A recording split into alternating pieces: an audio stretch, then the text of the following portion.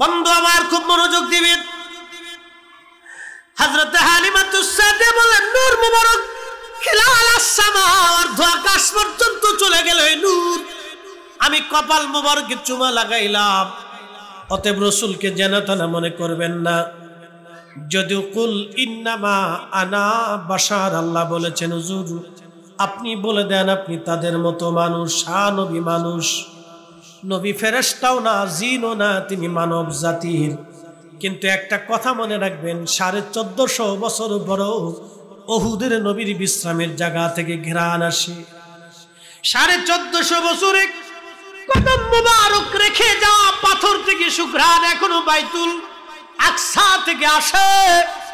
নবীজির চুল মুবারক এখনো যেখানে সংরক্ষিত, 1450 বছর পরেও সেখান থেকে সুঘ্রাণ আসে। আহা, অতএব সহজ করে দেখবেন না, এই মিলাদুন নবীর মাহফিলকে ছোট করে দেখবেন না। আপনি যেই তরিকার হন, আপনি যেই পীরের মুরিদ হন, ভাই আমার, ছোট করে দেখবেন না, এটাকে সহযোগিতা করবেন, ভালোবাসবেন। বলেন হুজুর কারণ কি?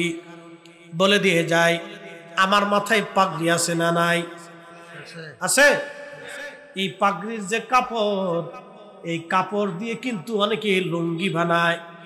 আপনি যদি লুঙ্গি পরেন, খুলে যদি যায়, এই লুঙ্গি উঠাইয়া কেউ চুমা লাগায় না, এটা দিয়ে জাঙ্গে বানানো হয়। ওটা খুলে পরে দেওয়ার পরে কেউ চুমা লাগায় না, মোজা বানানো হয়।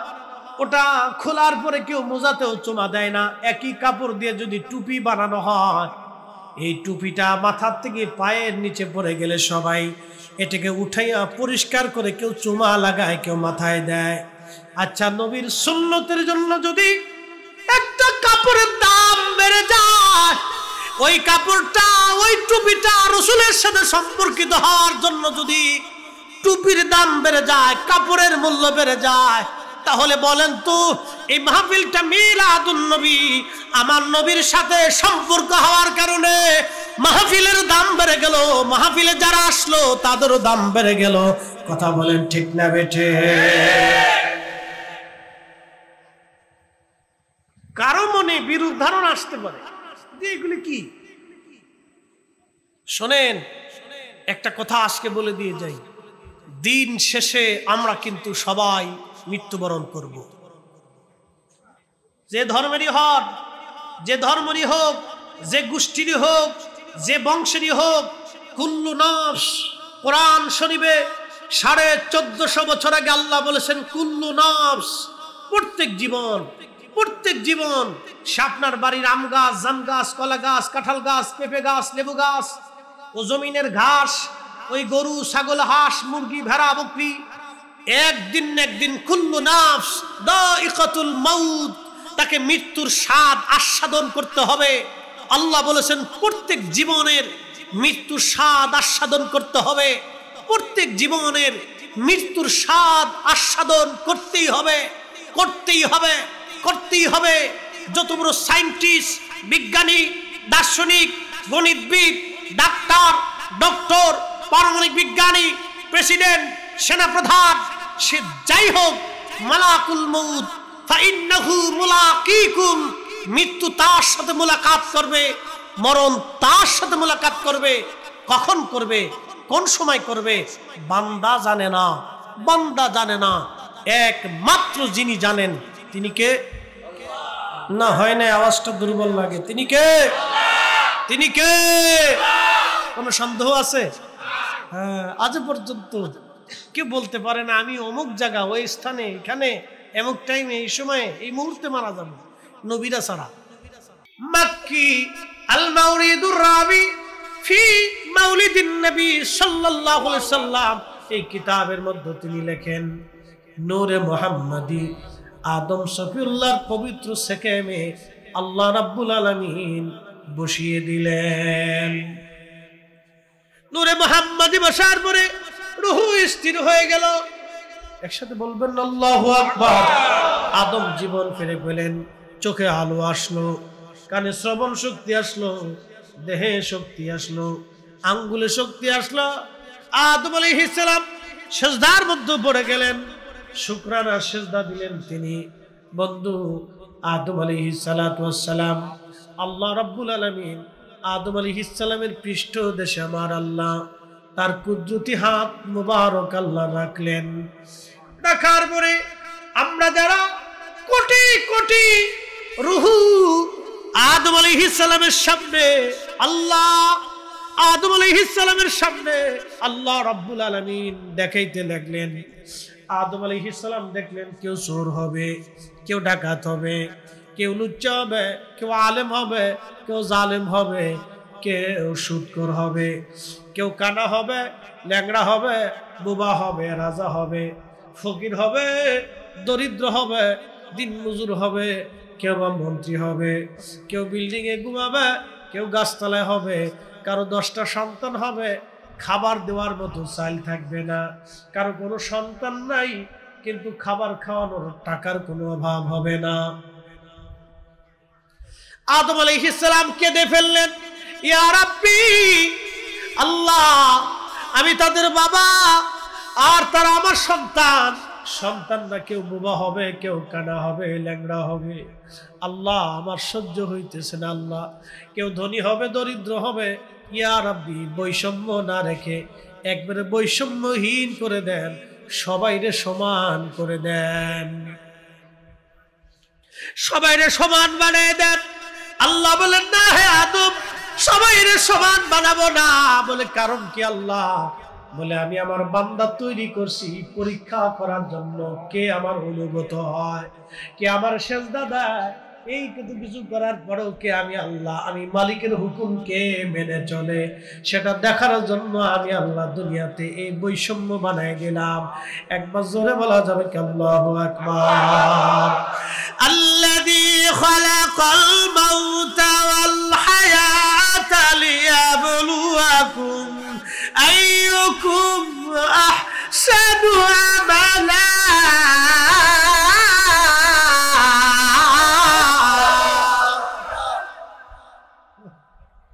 আমি তোমাদের মৃত্যু সৃষ্টি করেছি, তোমার জীবন সৃষ্টি করেছি তোমাদেরকে পরীক্ষা করার জন্য। কি করার জন্য? পরীক্ষা করার জন্য। আইয়ুকুম, কে তোমরা, আহসানু আমালা, ভালো আমল করো, ভালো কাজ করো, আমি সেটা দেখব। আপনি নামাজ পড়ে গেছেন, মনোযোগ দেন, নামাজ পড়লেন, ভালো কাজ, নামাজ পড়ে গেলেন, যাওয়ার পরে একজন ক্ষুধার্ত এসে আপনার কাছে খাবার চাইল, কিন্তু খাবার আপনি দিলেন না। নামাজ পড়ে আপনি বাড়ি চলে গেলেন, কিন্তু ক্ষুধার্তরে খাবার দিলেন না। তাহলে বোঝা গেল ঈমানদার হন নাই। এই কথা কর না কেন? কষ্ট হইতেছে? দুইজনে বয়ে বয়ে কান্দে, দুইজনে বসে বসে আর রাস্তার পাশে কান্দে। একজন জ্ঞানী লোক যাইতেছে, কে তুমি কান্দো কে? আমি আজ 3 দিন ধরে ক্ষুধার যন্ত্রণা সহ্য করতে না পারে আমি বসে বসে রাস্তার পাশে কাঁদতেছি। আরেকজনের জিজ্ঞাসা, তুমি কান্দো কেন? আল্লাহ রসুলের হাদিসে শুনছি একজনের কান্নায় শরীক হইতে হয়, এই জন্য সে কাঁদতেছে, আমি পাশে বসে বসে কাঁদতেছি। তোমার বক্সার ভিতরে, ভান্ডার ভিতরে যে রুটি আছে, খাবার দাও। কয় না, কান্দে দিতে রাজি আছি, রুটি দিতে রাজি না। আমার দেশের মুসলমান এরকম আছে, আমরা মিলাদুন নবীর মাহফিলে একটু তাবরক পাকাইলে অনেকে শরীরের ভিতরে চুলকানি শুরু হয়।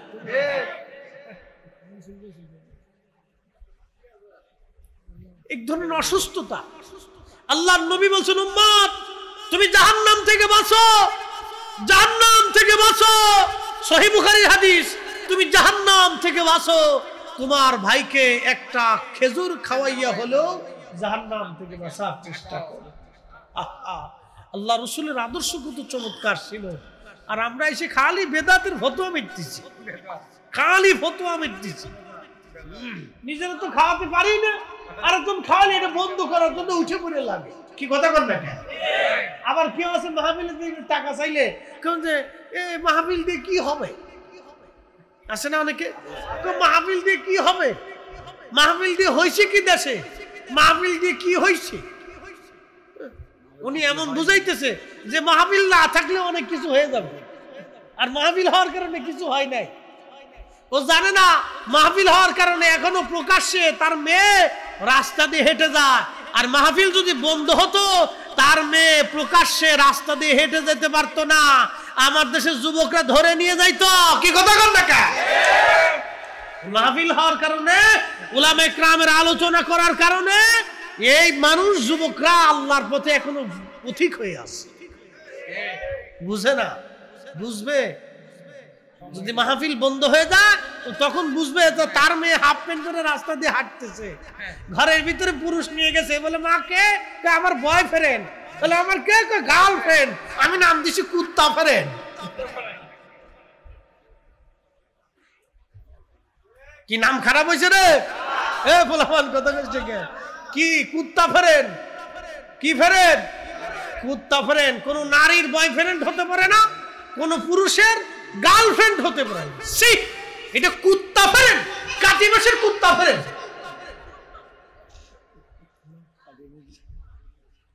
এটা কি মুসলমানের হয় নাকি? সি সি,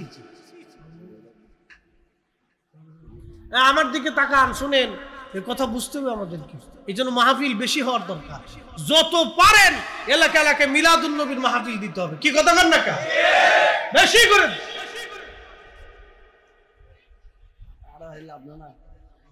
বেশি করে দেন, নাহলে সামনে ভবিষ্যৎ খুব অন্ধকার। আপনি গুলশানে চলে যান, বনানী চলে যান, ওই যে ঢাকা শহরের বড় বড় ভিআইপি এলাকায় চলে যান, এরকম কুত্তা ফ্রেন্ডের অভাব নাই। বয়ফ্রেন্ড নিয়ে চলে গেছে, গার্লফ্রেন্ড নিয়ে বাসায় গল্প করতেছে রাতের পর রাত। একটা যুবতী মেয়ে রাত 12টার সময় বাড়ি ফিরে, ঘরে ফিরে রাত্রে, বাবা কিছু বলতে পারে না, সাহসী পায় না। জন্ম দিছে বাবা, মেয়ে রাত 12টায় আসতেছে, ছেলে রাত 1টার সময় আসতেছে, বাবা কিছু বললেই ধমক দিয়ে বসতেছে। বুঝতে পারছো? এই জন্য আমাদের সন্তানদেরকে ইসলামের অনুকরণে, রসুলের আদর্শে, নবীর গোলামির দিকে ডাকতে হবে। ঠিক কিনা? আর উত্তম পদ্ধতি হচ্ছে মিলাদুন নবীর মাহফিল। যারা বন্ধ করতে চায়, এগুলি সব শয়তানের দোষর। কি কথা কন না কেন? মিলাদুন নবীর মাহফিল চলবে? চলবে। এই হাত উঁচু করে বলেন চলবে। আল্লাহ ইয়া রাসূলুল্লাহ জিন্দাবাদ। হুশিয়ার সাবধান, নবীর দুশমনরা। মাইক ফেল, মাশাআল্লাহ, গলা একটা আল্লাহ দিয়েছে। আল্লাহ বরকত দান করুন। গরিবের মাইক, গরিবের মাইক, গরিবের মাইক। আল্লাহ না, ঠিক আছে, একটাই চলে, বেশি লাগে না। এরকম 2-4টে হলি বেশ ঠান্ডা। সারা কর্ণফুলি তো তুফান লেগে যাবে। দরকার আছে আল্লাহর প্রেমের বাগান, কত কিছুতে আল্লাহ সাজাইছে। দেখেন সাহাবীদের ভিতরে কত কোয়ালিটি সাহাবী ছিল। হযরতে আবু বকর খুব ভদ্র সাহাবী ছিলেন। হযরতে ওমর আবার দুরমুজ পার্টির প্রধান ছিলেন, দুরমুজ বাহিনীর প্রধান। বুঝতে পারছেন? তারে দেখলে শয়তান 40 দিন ওই রাস্তা দিয়ে গেছে না। একসাথে বলবেন না আল্লাহু আকবার। হযরত আলী রাদিয়াল্লাহু আনহু ছিলেন বীর মুজাহিদ। হযরত উসমান গনি ছিলেন লাজুক এবং ধনী, ধনী খালি পয়সা দিতেন। মারহাবা কইলেন না? আর ওয়াসাল কান্দি ছিলেন ওই মজজুব, মজজুব ওই ইয়ামানের পাহাড়ের কোনায় গোপনে গোপনে আল্লাহ আল্লাহ আল্লাহ। হযরত বেলাল ছিলেন আশিকে রাসূল। মারহাবা বললেন না? এক একজন এক এক কোয়ালিটি ছিল। আল্লাহ রসুলের প্রেমের বাগান এরকম সবাই থাকবে, সবাইকে দিয়ে একটা ফুলের বাগান হয়। এই জন্য সবাইকে দরকার। এই জন্য আমি বলছি সবাইকে দরকার, সবাইকে নিয়ে থাকতে হয়, সবাইকে নিয়ে থাকতে হয়। উপস্থিতি মিলেমিশে থাকবেন। আল্লাহ সবাইকে নিয়ে মিলেমিশে থাকার তৌফিক দান করুন। ওকে কষ্ট দিবেন না, কটাক্ষ করবেন না, কষ্ট দিবেন না। হ্যাঁ ঠিক আছে, এগুলো মিলেমিশে থাকবেন, আল্লাহ তৌফিক দিন। আর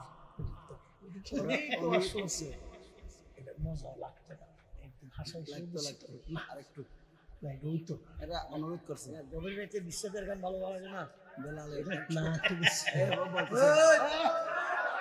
আর আধা ঘন্টা না সারা রাত করলে মজা লাগবে না। ঠিক আছে ইনশাআল্লাহ। বেলালের ওয়াজ তো অনেক মানুষই শুনছে, অনলাইনে শুনছে। আচ্ছা যা হোক ইনশাআল্লাহ, না আলোচনা একটু বাড়াবো ইনশাআল্লাহ, আল্লাহ কবুল করুন। এই জন্য সবাই দিয়ে ইসলাম, ইশকে রাসূল, এক একজন সাহাবীর এক এক রকম ছিল, এক একজন সাহাবী এক এক রকম ছিল, এক একভাবে রাসূলকে মহব্বত করতেন। কিন্তু সবাইকে আল্লাহ নবী মর্যাদা দিয়ে গেছে, সম্মান দিয়ে গেছে। প্রিয় উপস্থিতি, এই জন্য এই বাগান আল্লাহ সবাইকে দিয়ে সাজাইছে, সুন্নিয়তের বাগানে সবাই দরকার। প্রিয় বন্ধুগণ আমার, আল্লাহর নবী হুজুরে করিম সাল্লাল্লাহু আলাইহি ওয়াসাল্লামের প্রেমের বাগানে এক একজন সাহাবী, তখন জিন ছাড়া পৃথিবীতে আর কোনো জাতির অস্তিত্ব ছিল না, শুধু জিন বসবাস করত। আল্লাহ জিন জাতিদেরকে সরাইয়া মানব জাতিকে আল্লাহ বসাইল। তার অনেক বড় ইতিহাস, লম্বা বক্তব্য।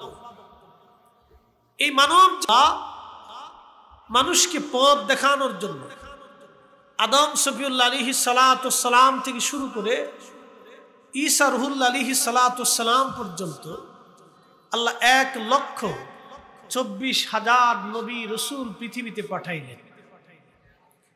এক একজনকে এক একটা সহিফা দিয়ে, কিতাব দিয়ে আল্লাহ পৃথিবীতে পাঠাইলেন। সেই সমকালীন সময়ে সেই সমস্ত নবী আলাইহিস সালামদের শরীয়ত ছিল, বিধান ছিল, জায়েজ নাজায়েজ ছিল। জীবন পরিচালনার জন্য তাদের সহিফাগুলিতে, কিতাবগুলিতে আল্লাহ রাব্বুল আলামিন জীবন চলার জন্য পথ দিয়েছিলেন, মত দিয়েছিলেন। তারই ধারাবাহিকতায় সমস্ত নবীদের শেষ নবী তিনি আমাদের রাসূল, যার লকব হচ্ছে ইমামুল মুরসালিন। সব নবী আলাইহিমুস সালাম গণের তিনি ইমাম। আল্লাহ রাব্বুল আলামিন সর্বশেষে আল্লাহ তার নবী, আমাদের নবী আল্লাহর হাবিবকে পৃথিবীতে আমাদের মাঝে মানুষের বেশে পৃথিবীতে পাঠাইলেন। তো এমন একটা জায়গা, যে জায়গাটা পৃথিবীর সর্বপ্রথম জায়গা, উম্মুল কুরা, পৃথিবীর প্রথম ভূখণ্ড মক্কাতুল মুকাররমা, যার আদি নাম ছিল বাক্কা। যেমন কোরআন শরীফে আল্লাহ এক আয়াতে বলছেন, ইন্না আউওয়ালা বাইতিন উদিআ লিন-নাসি লাল্লাযী বিবাক্কাতা মুবারাক মুবারাকান হুদাল লিল আলামিন।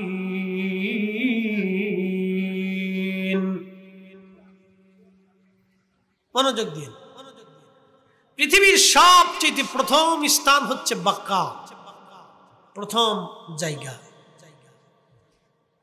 প্রথম ভূখণ্ড থেকে আল্লাহ রাব্বুল আলামিন সারা পৃথিবী সৃষ্টি করলেন। অ্যাটেনশন, আল্লাহ রাব্বুল আলামিন সৃষ্টির পরিক্রমা বলতেছি। আল্লাহ এই উম্মুল কুরাতে তার রাসূলকে পাঠাইলেন আজ থেকে 1450 বছর আগে। কেন? ওই সময়কার মানুষ জীবন্ত নারীদেরকে হত্যা করত। এখনো যদি হারাম শরীফে যান, কাবা শরীফের পাশে যান, সেই জায়গাটা এখনো আছে, যে জায়গাতে নারীদেরকে, ঠিক আছে কোনো সমস্যা নেই, নারীদেরকে যেখানে জীবন্ত কবর দেওয়া হতো, মেয়েদেরকে কন্যা সন্তান হইলে অতিষ্ঠ হয়ে মানুষ নারীদেরকে জীবন্ত কবর দিত। আপনি একটু বুঝেন তো, যে একটা মেয়েকে জীবন্ত কবর দিত, তাহলে সামাজিক কতটা অবক্ষয় ছিল, কঠিন সিচুয়েশন ছিল। আমাদের দেশে সামাজিক অবক্ষয় যে এখন নাই তা কিন্তু না, এখনো আছে। আপনি দেখেন, প্রশাসনিক একটু দুর্বলতার কারণে ঢাকা ইউনিভার্সিটির মতো একটা অন্যতম শ্রেষ্ঠ বিদ্যাপীঠে একটা পাগলকে পিটানোর পরে মারার আগে ভাত খাওয়াইয়া তারপরে আবার পিটাই মারে। আপনি বুঝেন তো, যেই লেখাপড়া মানুষকে মানুষ তৈরি করতে পারে সেই লেখাপড়াতে কি হবে? যেই লেখাপড়া দিয়ে একজন বৃদ্ধ বাবা মার খেদমত শিখাইতে পারে না সেই লেখাপড়া দিয়ে কি হবে? যে লেখাপড়া দিয়ে আমার ডানে বামে সামনে পিছনে অভুক্ত দরিদ্র মানুষের মুখে খাবার দিতে পারে না সেই লেখাপড়া দিয়ে কি হবে? যেই লেখাপড়া দিয়ে আমার ডানে বামে অসুস্থ পীড়িত ব্যক্তি তার সেবা তার ওষুধ কেনার মতো লোক থাকে না, তাহলে সেই লেখাপড়া দিয়ে কি হবে? নবীরা কেন আসছিলেন? এই মহামানবগণ কেন এসেছিলেন পৃথিবীতে? মানুষকে শান্তির রাস্তা দেখানোর জন্য, মুক্তির পথ দেখানোর জন্য। আল্লাহ কোরআনে তার রাসূল সম্পর্কে বলতেছেন, ইয়া আইয়ুহান নবী, হে আমার রাসূল, ইন্না আরসালনাকা, আমি আপনাকে মানব জাতির মধ্যে পাঠিয়েছি, পৃথিবীতে আপনাকে পাঠিয়েছি কারণ শাহিদাও, সাক্ষী বানাইছি, মুবাশশিরাও, সুসংবাদ প্রদানকারী হিসেবে পাঠিয়েছি, নাযীরা, আপনি মানুষকে আখিরাতের জাহান্নামের ভয় দেখাবেন। পরকালের একটা জীবন আছে, আল্লাহর আদালতে হাসরের মাঠে দাঁড়াইতে হবে। দুনিয়াতে ভালো কাজ না করলে তোমাকে কবরের হাসরের মাঠে কঠিন শাস্তির সম্মুখীন হতে হবে। এই শাস্তির ভয় দেখানোর জন্য হুজুর আপনাকে পাঠিয়েছি। ওয়াদাইয়ান ইলাল্লাহ, আপনি মানুষদেরকে আল্লাহর দিকে ডাকবেন, আল্লাহর দিকে ডাকবেন। ওয়াদাইয়ান ইলাল্লাহ, ইলাল্লাহি ওয়া বিইজনিহি ওয়া সিরাজাম মুনীরা, আপনাকে উজ্জ্বল প্রদীপ হিসেবে পাঠিয়েছি, আপনি উজ্জ্বলতম প্রদীপ। এজন্য আল্লাহর রাসূলের জীবনে আপনি কোনোদিন একটা ত্রুটি বিচ্যুতি খাতা ভুল আপনি খুঁজে পাবেন না। একসাথে জোরে বলা যাবে আল্লাহু আকবার। না না হয় না, আরো জোরে বলে আল্লাহু আকবার। তিনি আমাদের রাসূল। প্রিয় উপস্থিতি, বাঙ্গাল হালিয়ার মুসলমান রাঙ্গামাটিবাসী খুবই মনোযোগ দিয়ে কথাগুলি শুনবেন। বাজারে রাস্তাঘাটে যারা আছেন দয়া করে বসে থাকবেন না। সমস্ত মুসলমান যারা আছেন তারা এসে বসে যান মাহফিলের ভিতরে, কথাগুলি শুনবেন। আপনারা এই মিলাদুন নবীর মাহফিল করেছেন, কারণ কি?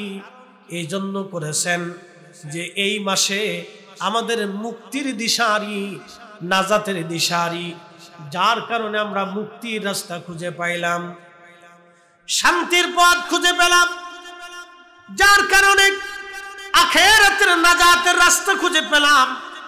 পৃথিবী অন্ধকারে নিমজ্জিত হতো, যে সময়ে নারী জাতির কোনো মূল্য ছিল না।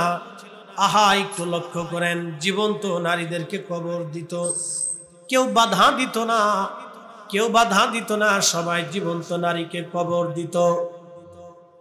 সেই দিন নারীদেরকে কাবা শরীফের চারপাশে উলঙ্গ করে নারীদেরকে তাওয়াফ করানো হতো, ঘোরানো হতো।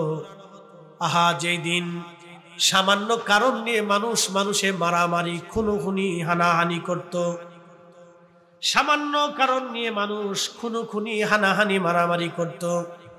শুধু মারামারি হতোই না, দীর্ঘ 40-50 বছর ধরে একটানা যুদ্ধ চলতো, একটানা হানাহানি মারামারি কাটাকাটি।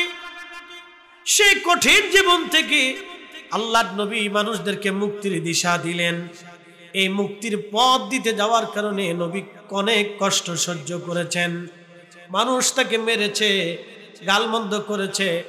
শিয়াবে আবি তালিবে আমার রাসূলকে একটানা 2 বছর বন্দী করে রাখা হয়েছে। তার অপরাধ ছিল মানুষকে তিনি মুক্তির দিশা দিয়েছিলেন, সত্যের দিশা দিয়েছিলেন, শান্তির রাস্তায় মানুষকে ডেকেছেন, আল্লাহর পথে তিনি মানুষকে ডেকেছেন। তিনি রাহমাতুল লিল আলামিন। এই রবিউল আউয়াল মাসে, এই মাসে আমাদের পৃথিবীতে তিনি তশরিফ এনেছিলেন। সেই খুশি রাতি সজ্জে সে আনন্দের বসে আল্লাহর শুকরিয়া স্বরূপ আপনারা এই বেহেশতের বাগান সাজিয়ে দিয়েছেন। একবার জোরে বলা যাবে কি মারহাবা। সালাতুন ইয়া রাসূলুল্লাহ আলাইকুম সালামুন ইয়া হাবিবাল্লাহ। হয় না? আর জোরে বলেন সালাতুন ইয়া রাসূলুল্লাহ আলাইকুম সালামুন ইয়া হাবিবাল্লাহ আলাইকুম। মনোযোগ দিবেন মুসলমান। রাঙ্গামাটিবাসী, মাইকের আওয়াজ যত দূর পর্যন্ত যাচ্ছে আমার কথাগুলি আপনারা শুনবেন। আল্লাহর নবী দুনিয়াতে আসবেন, তশরিফ নবীজি রাখলেন বর্তমান মক্কাতুল মুকাররমা কাবা শরীফের পাশে একটা পাহাড় আছে। এই পাহাড়ের নাম জাবালে আবু কুবাইস। জাবালে আবু কুবাইস নামক একটা পাহাড় আছে। এই পাহাড়ের পাদদেশে আল্লাহর হাবিবের বেলাদতের ঘর মুবারক হযরত আব্দুল্লাহ আমিনার ছোট্ট কুটুরি একটা ঘরে আল্লাহর নবী রাহমাতুল লিল আলামিন দুনিয়াতে আসলেন, তশরিফ রাখলেন। আল্লাহর নবী যখন তশরিফ রেখেছিলেন, পৃথিবীতে জন্মগ্রহণ করেছিলেন, পৃথিবীর সবচাইতে বড় তখন দুইটা সাম্রাজ্য ছিল। একটা সাম্রাজ্যের নাম হচ্ছে পার্সিয়ান সাম্রাজ্য, আর একটা সাম্রাজ্যের নাম হচ্ছে রোমান সাম্রাজ্য। দুইটা সাম্রাজ্য হাজার হাজার বছর ধরে পৃথিবী শাসন করেছে। একটা সাম্রাজ্যের নাম পার্সিয়ান। পার্সিয়ান এত বড় সাম্রাজ্য ছিল, 3000 বছর ধরে তারা পৃথিবী শাসন করেছে। রোম সাম্রাজ্য বর্তমান ইউরোপ এবং পৃথিবীর বিরাট একটা অংশ মিলে রোম সাম্রাজ্য ছিল, যারা 7-8 হাজার বছর ধরে পৃথিবী শাসন করে যাচ্ছে। এত বিরাট বড় একটা সাম্রাজ্য, যাদের পতন হয় না, কেউ তাদেরকে পরাজিত করতে পারে না। লক্ষ লক্ষ সৈন্যবাহিনী তাদের, বিরাট বড় নিঃসন্দ্র প্রহরী তাদের। কিন্তু শুনবেন, পার্সিয়ান সাম্রাজ্যের প্রধান ধর্ম ছিল হলো মাজুসি ধর্ম। তারা আগুনের পূজা করতেন, আগুন। পার্সিয়ান সাম্রাজ্য বর্তমান ইরানকে কেন্দ্র করে একটা বিরাট বড় সাম্রাজ্য ছিল। তারা আগুনের পূজা করত। 1000 বছর ধরে চলমান একটা আগুনের কুণ্ডলী, 1000 বছর ধরে সেই আগুনটা নিভে নাই কোনোদিন। আল্লাহর নবী যেই সময় পৃথিবীতে তশরিফ আনলেন, ঠিক ওই সময় পার্সিয়ানদের সেই আগুন নিভে গেল। একসাথে বলবেন কি আল্লাহু আকবার। আগুন নিভে গেল, পার্সিয়ানরা বসে গেল, তাদের ধর্মগুরুরা বসে গেল, দার্শনিকরা বসে গেল, গণক যারা ছিল তারা বসে গেল। কি ব্যাপার? 1000 বছর ধরে যে আগুন নিভে না, সে আগুন হঠাৎ করে নিভে গেল, কারণ কি? তখন তারা গণনায় বসে গেল, তারা গবেষণায় বসে গেল। গবেষণা করার পরে তারা দেখলো, হায় হায় সর্বনাশ, এই ধর্মটা পৃথিবী থেকে নিশ্চিহ্ন হয়ে যাবে। একজন নবী পৃথিবীতে আসছে, জন্মগ্রহণ করেছে আরবের মক্কায়, বনি কুরাইশ বংশের বনু হাশেমে একটা সন্তান পৃথিবীতে জন্ম নিয়েছে, যার মাধ্যমে পৃথিবীর বড় বড় সাম্রাজ্যগুলি পদানত হবে। যার আদর্শের কাছে, যার ভালোবাসার কাছে বড় বড় সাম্রাজ্যগুলি বিলীন হয়ে যাবে। পার্সিয়ান সাম্রাজ্য পৃথিবী থেকে নিশ্চিহ্ন হবে। ওইদিকে রোমান সম্রাট, বিরাট বড় সাম্রাজ্য তাদের, বিরাট বড় সিংহাসন, বিরাট বড় প্রাসাদ। হাজার হাজার বছর ধরে যেই প্রাসাদ চলতেছে, হাজার হাজার বছর ধরে যে প্রাসাদ, আজ পর্যন্ত শত্রু যে প্রাসাদে ঢুকতে পারে নাই, দখল করতে পারে নাই। আল্লাহর হাবিব যেই সময় পৃথিবীতে জন্মগ্রহণ করলেন, ঠিক ওই সময় তাদের প্রাসাদগুলি ভেঙে গেল, ফাটল সৃষ্টি হয়ে গেল, মিনারা, বড় মিনারা ভেঙে জমিনে পড়ে গেল। বসে গেল তাদের গণকগণ, তাদের ধর্মগুরুগণ, সবাই চিন্তিত। ব্যাপার কি? হাজার হাজার বছর ধরে যে প্রাসাদ আজ পর্যন্ত কেউ দখল করতে পারে নাই, আজকে সেই প্রাসাদটা ভেঙে গেল, ফাটল সৃষ্টি হয়ে গেল, জায়গায় জায়গায় চূড়ায় চূড়ায় ফাটল, বড় সবচেয়ে বড় মিনারা ভেঙে পড়ে গেল। কারণ কি? কি হতে যাচ্ছে পৃথিবীতে? গবেষণা করে দেখলো, সর্বনাশ, এমন একজন নবী দুনিয়াতে আসছে, যার মাধ্যমে রোমান সাম্রাজ্য পৃথিবী থেকে নিশ্চিহ্ন হয়ে যাবে। ঠিক তাই পার্সিয়ান সাম্রাজ্য নিশ্চিহ্ন হয়ে গেল, রোমান সাম্রাজ্য নিশ্চিহ্ন হয়ে গেল, কোন সাম্রাজ্য টিকে থাকতে পারল না। আল্লাহর নবী দুনিয়াতে তশরিফ গ্রহণ করলেন। মক্কা ঘরের ভিতরে 360টা মূর্তি ছিল, একটা দুইটা মূর্তি না, 360টা মূর্তি ছিল।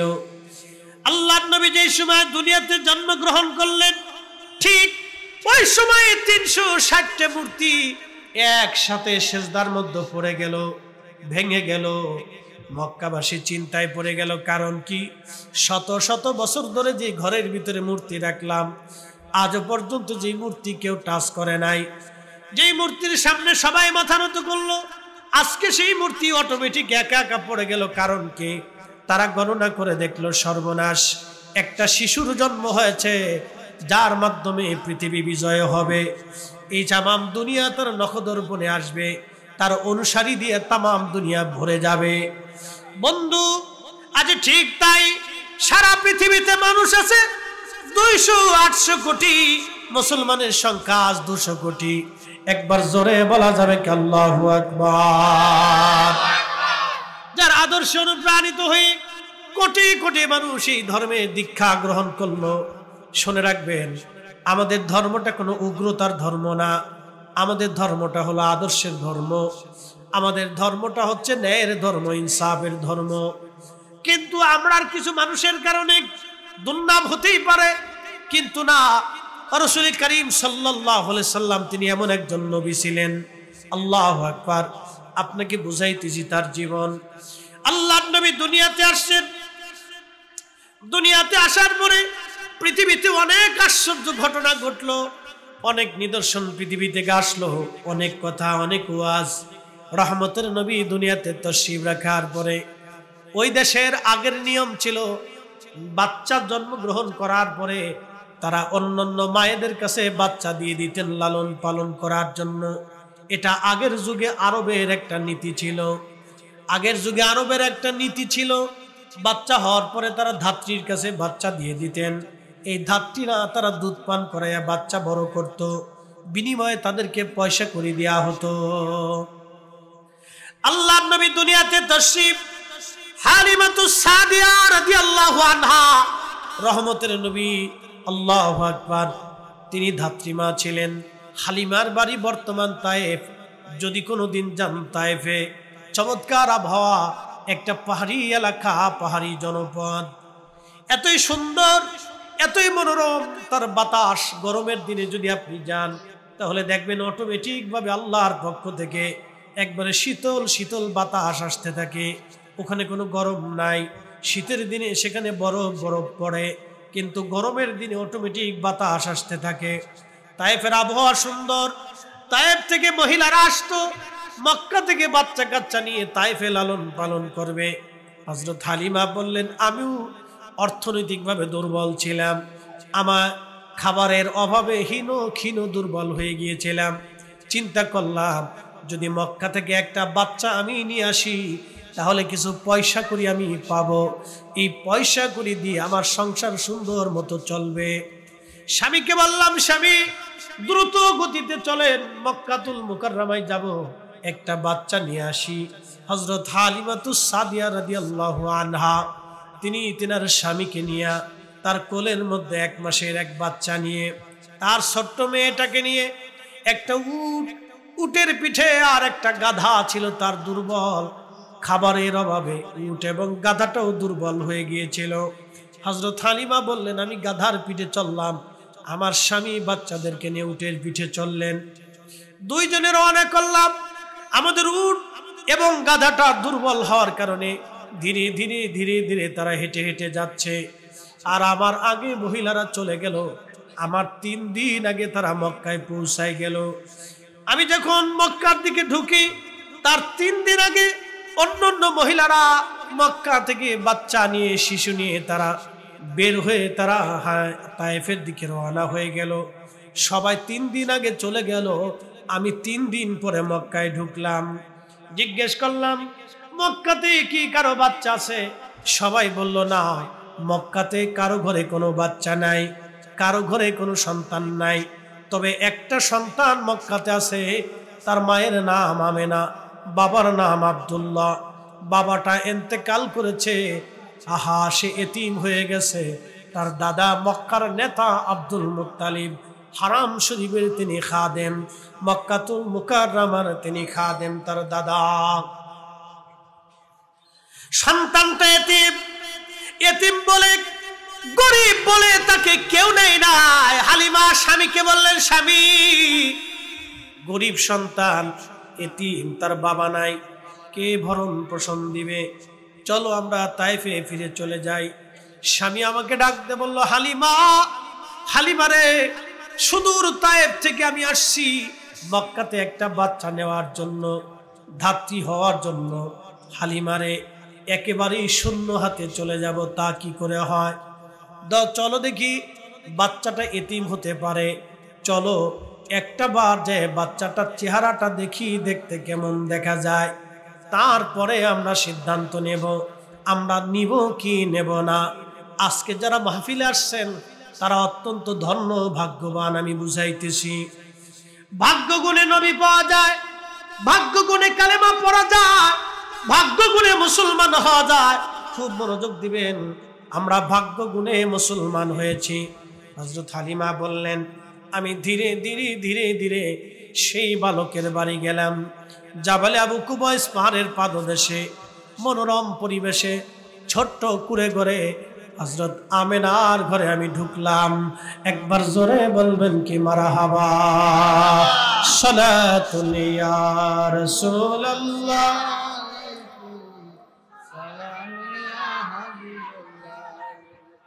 আয়না সালাতুন ইয়া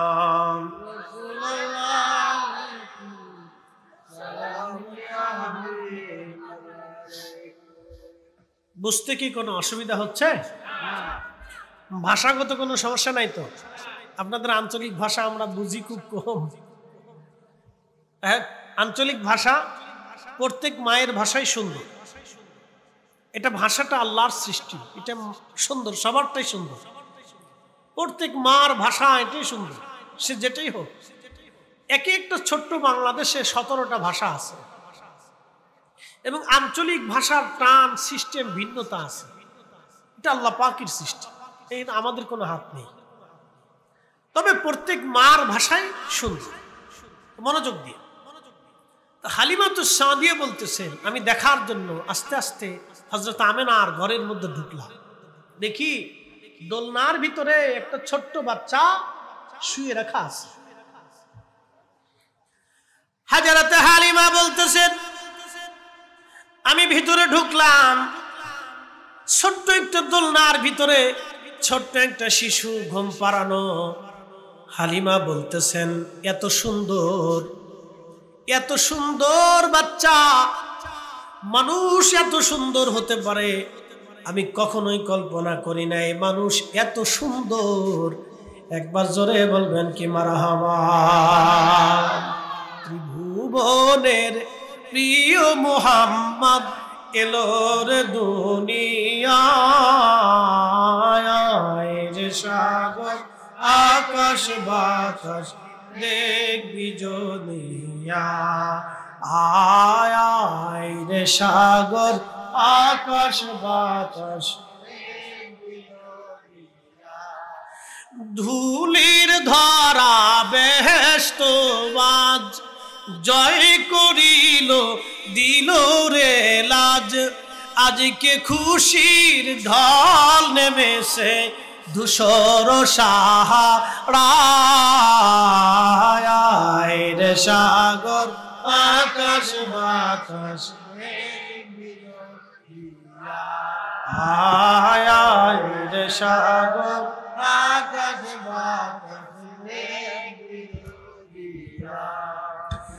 দেখা মেনা মায়ের কোলে দোলে শিশু ইসলাম দোলে, ঠিক কিনা?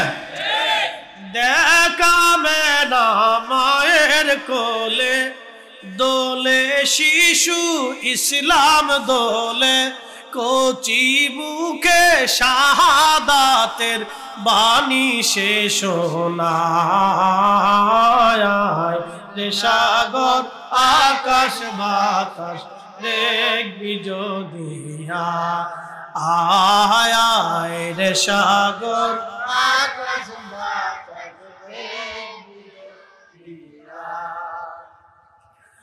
রাঙ্গামাটির মুসলমান হালিমাতুস সাদিয়া বলতেছে দুনিয়ার মানুষ এত সুন্দর কি করে হয়। আমি তার বক্ষর উপরে সবুজ রেশমের পোশাক দেখেছি, সবুজ রেশমের পোশাক, একসাথে বলবেন সুবহানাল্লাহ। আমি তার পৃষ্ঠদেশের নিচে সাদা সাদা রেশমের পোশাক আমি দেখেছি। আমি যখন তার কাছে গেলাম সে ঘুমন্ত, এতই চমৎকার সুঘ্রাণ আসতেছিল তার দেহ থেকে, সুবহানাল্লাহ জোরে বলবেন। এত সুন্দর সুঘ্রাণ তার দেহ থেকে আসতেছে, এত ঘ্রাণ তার দেহ থেকে আসতেছে যে এই সুঘ্রাণ পৃথিবীর কোন সুঘ্রাণের সাথে মিল হবে না।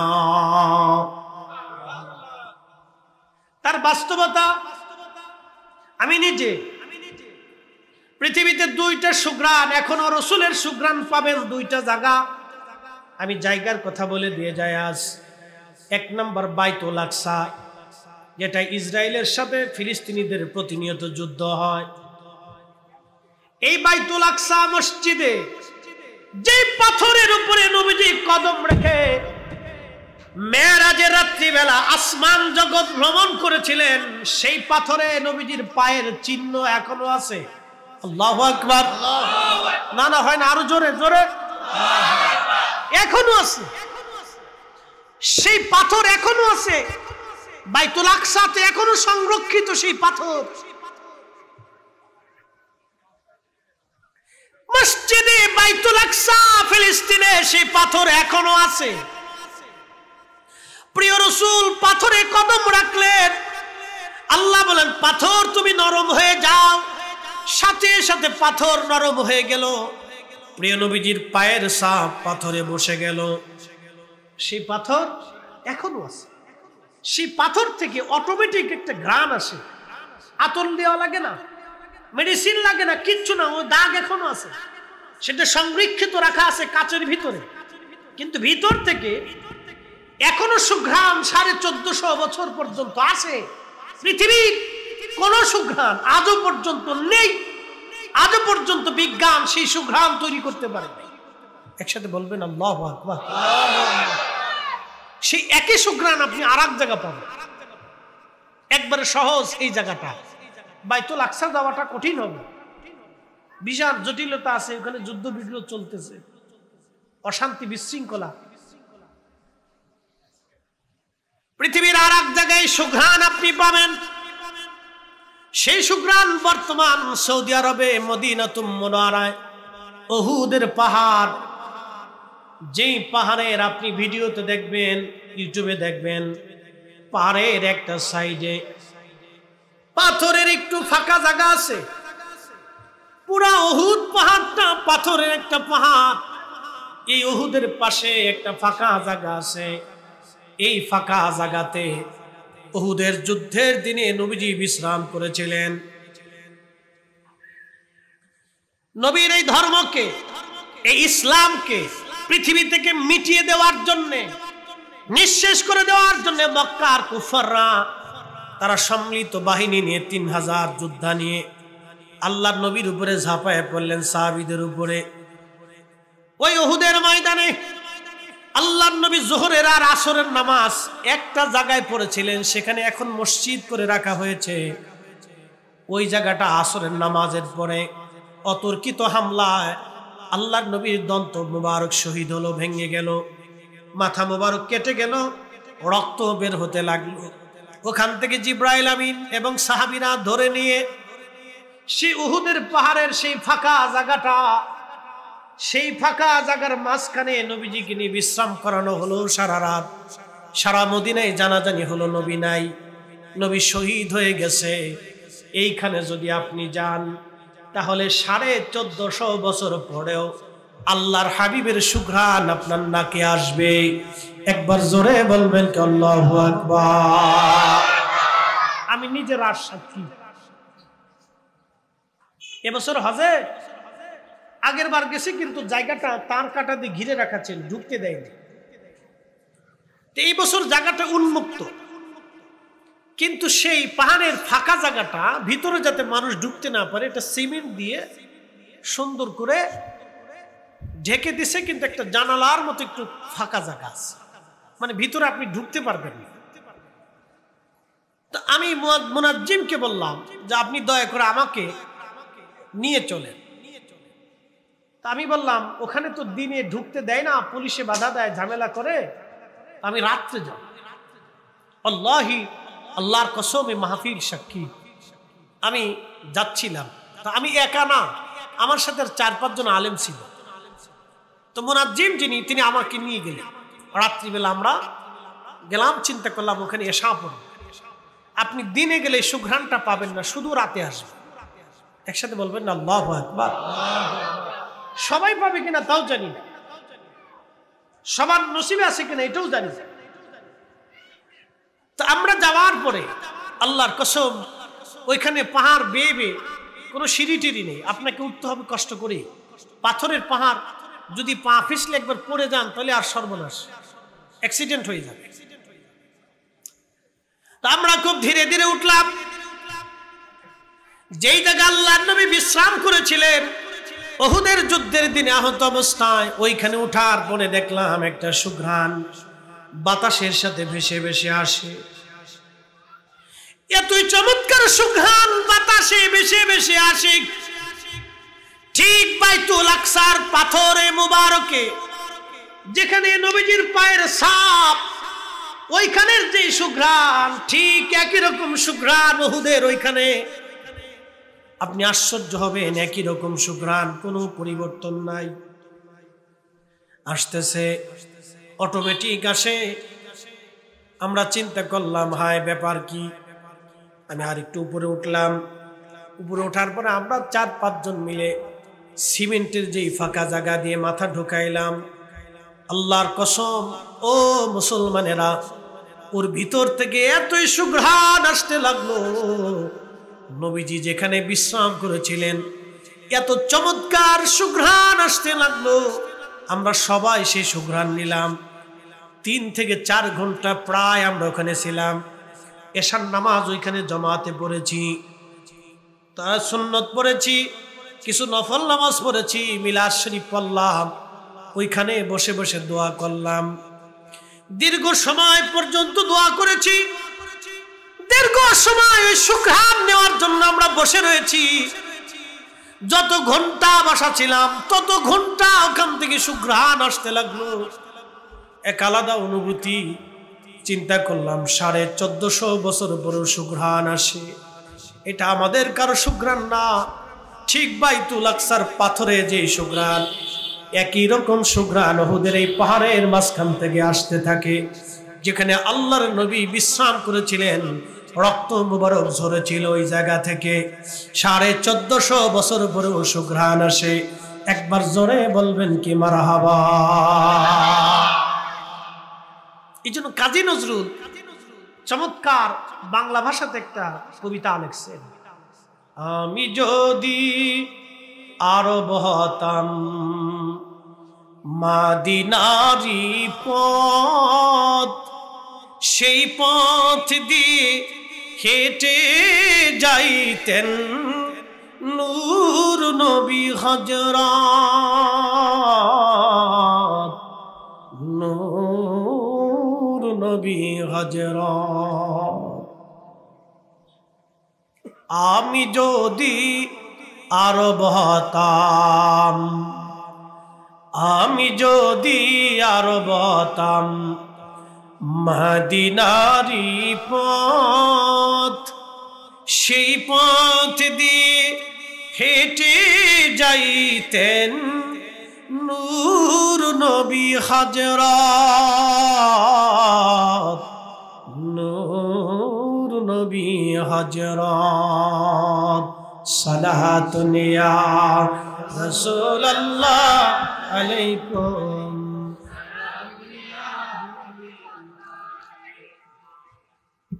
বুঝতে কি আপনাদের কোনো অসুবিধা হচ্ছে? এই সুঘ্রাণ আপনি 1450 বছর পরেও পাবেন। এখন কেউ যদি মনে করেন যে আমি নবীর মতো আর নবী আমার মতো, তাহলে এই ধরনের ভ্রান্ত আকীদাতে আমরা কখনো গ্রহণ করতে পারবো?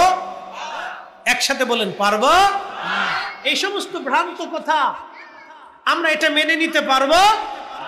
কখনোই সম্ভব না, অবশ্যই না। হালিমাতুস সাদিয়া বলতেছেন, হালিমাতুস সাদিয়া বলতেছেন আমি রেশমের কাপড় দেখেছি জান্নাতে, সবুজ এবং সাদা, ভিতর থেকে চমৎকার সুঘ্রাণ আসতেছিল শিশু নবী। আল্লাহু আকবার।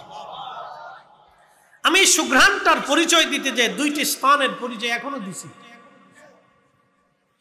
দুইটা রানিং দেখা স্থান, একবারে প্রসিদ্ধ, এখান থেকে আপনি ঘ্রাণ পাবেন। আমি আজকে বলছি যদি কোনোদিন আপনি মদিনাতে যান তাহলে এইখান যাবেন, দিনে না রাত্রে যাবেন। যদি রাত্রে যাওয়ার সুযোগ নসিব আপনার হয় তাহলে ওইটা জায়গা বসবেন, বসার পরেই বুঝবেন যে ফরিদী সাহেব সত্য বলল না মিথ্যা বলল।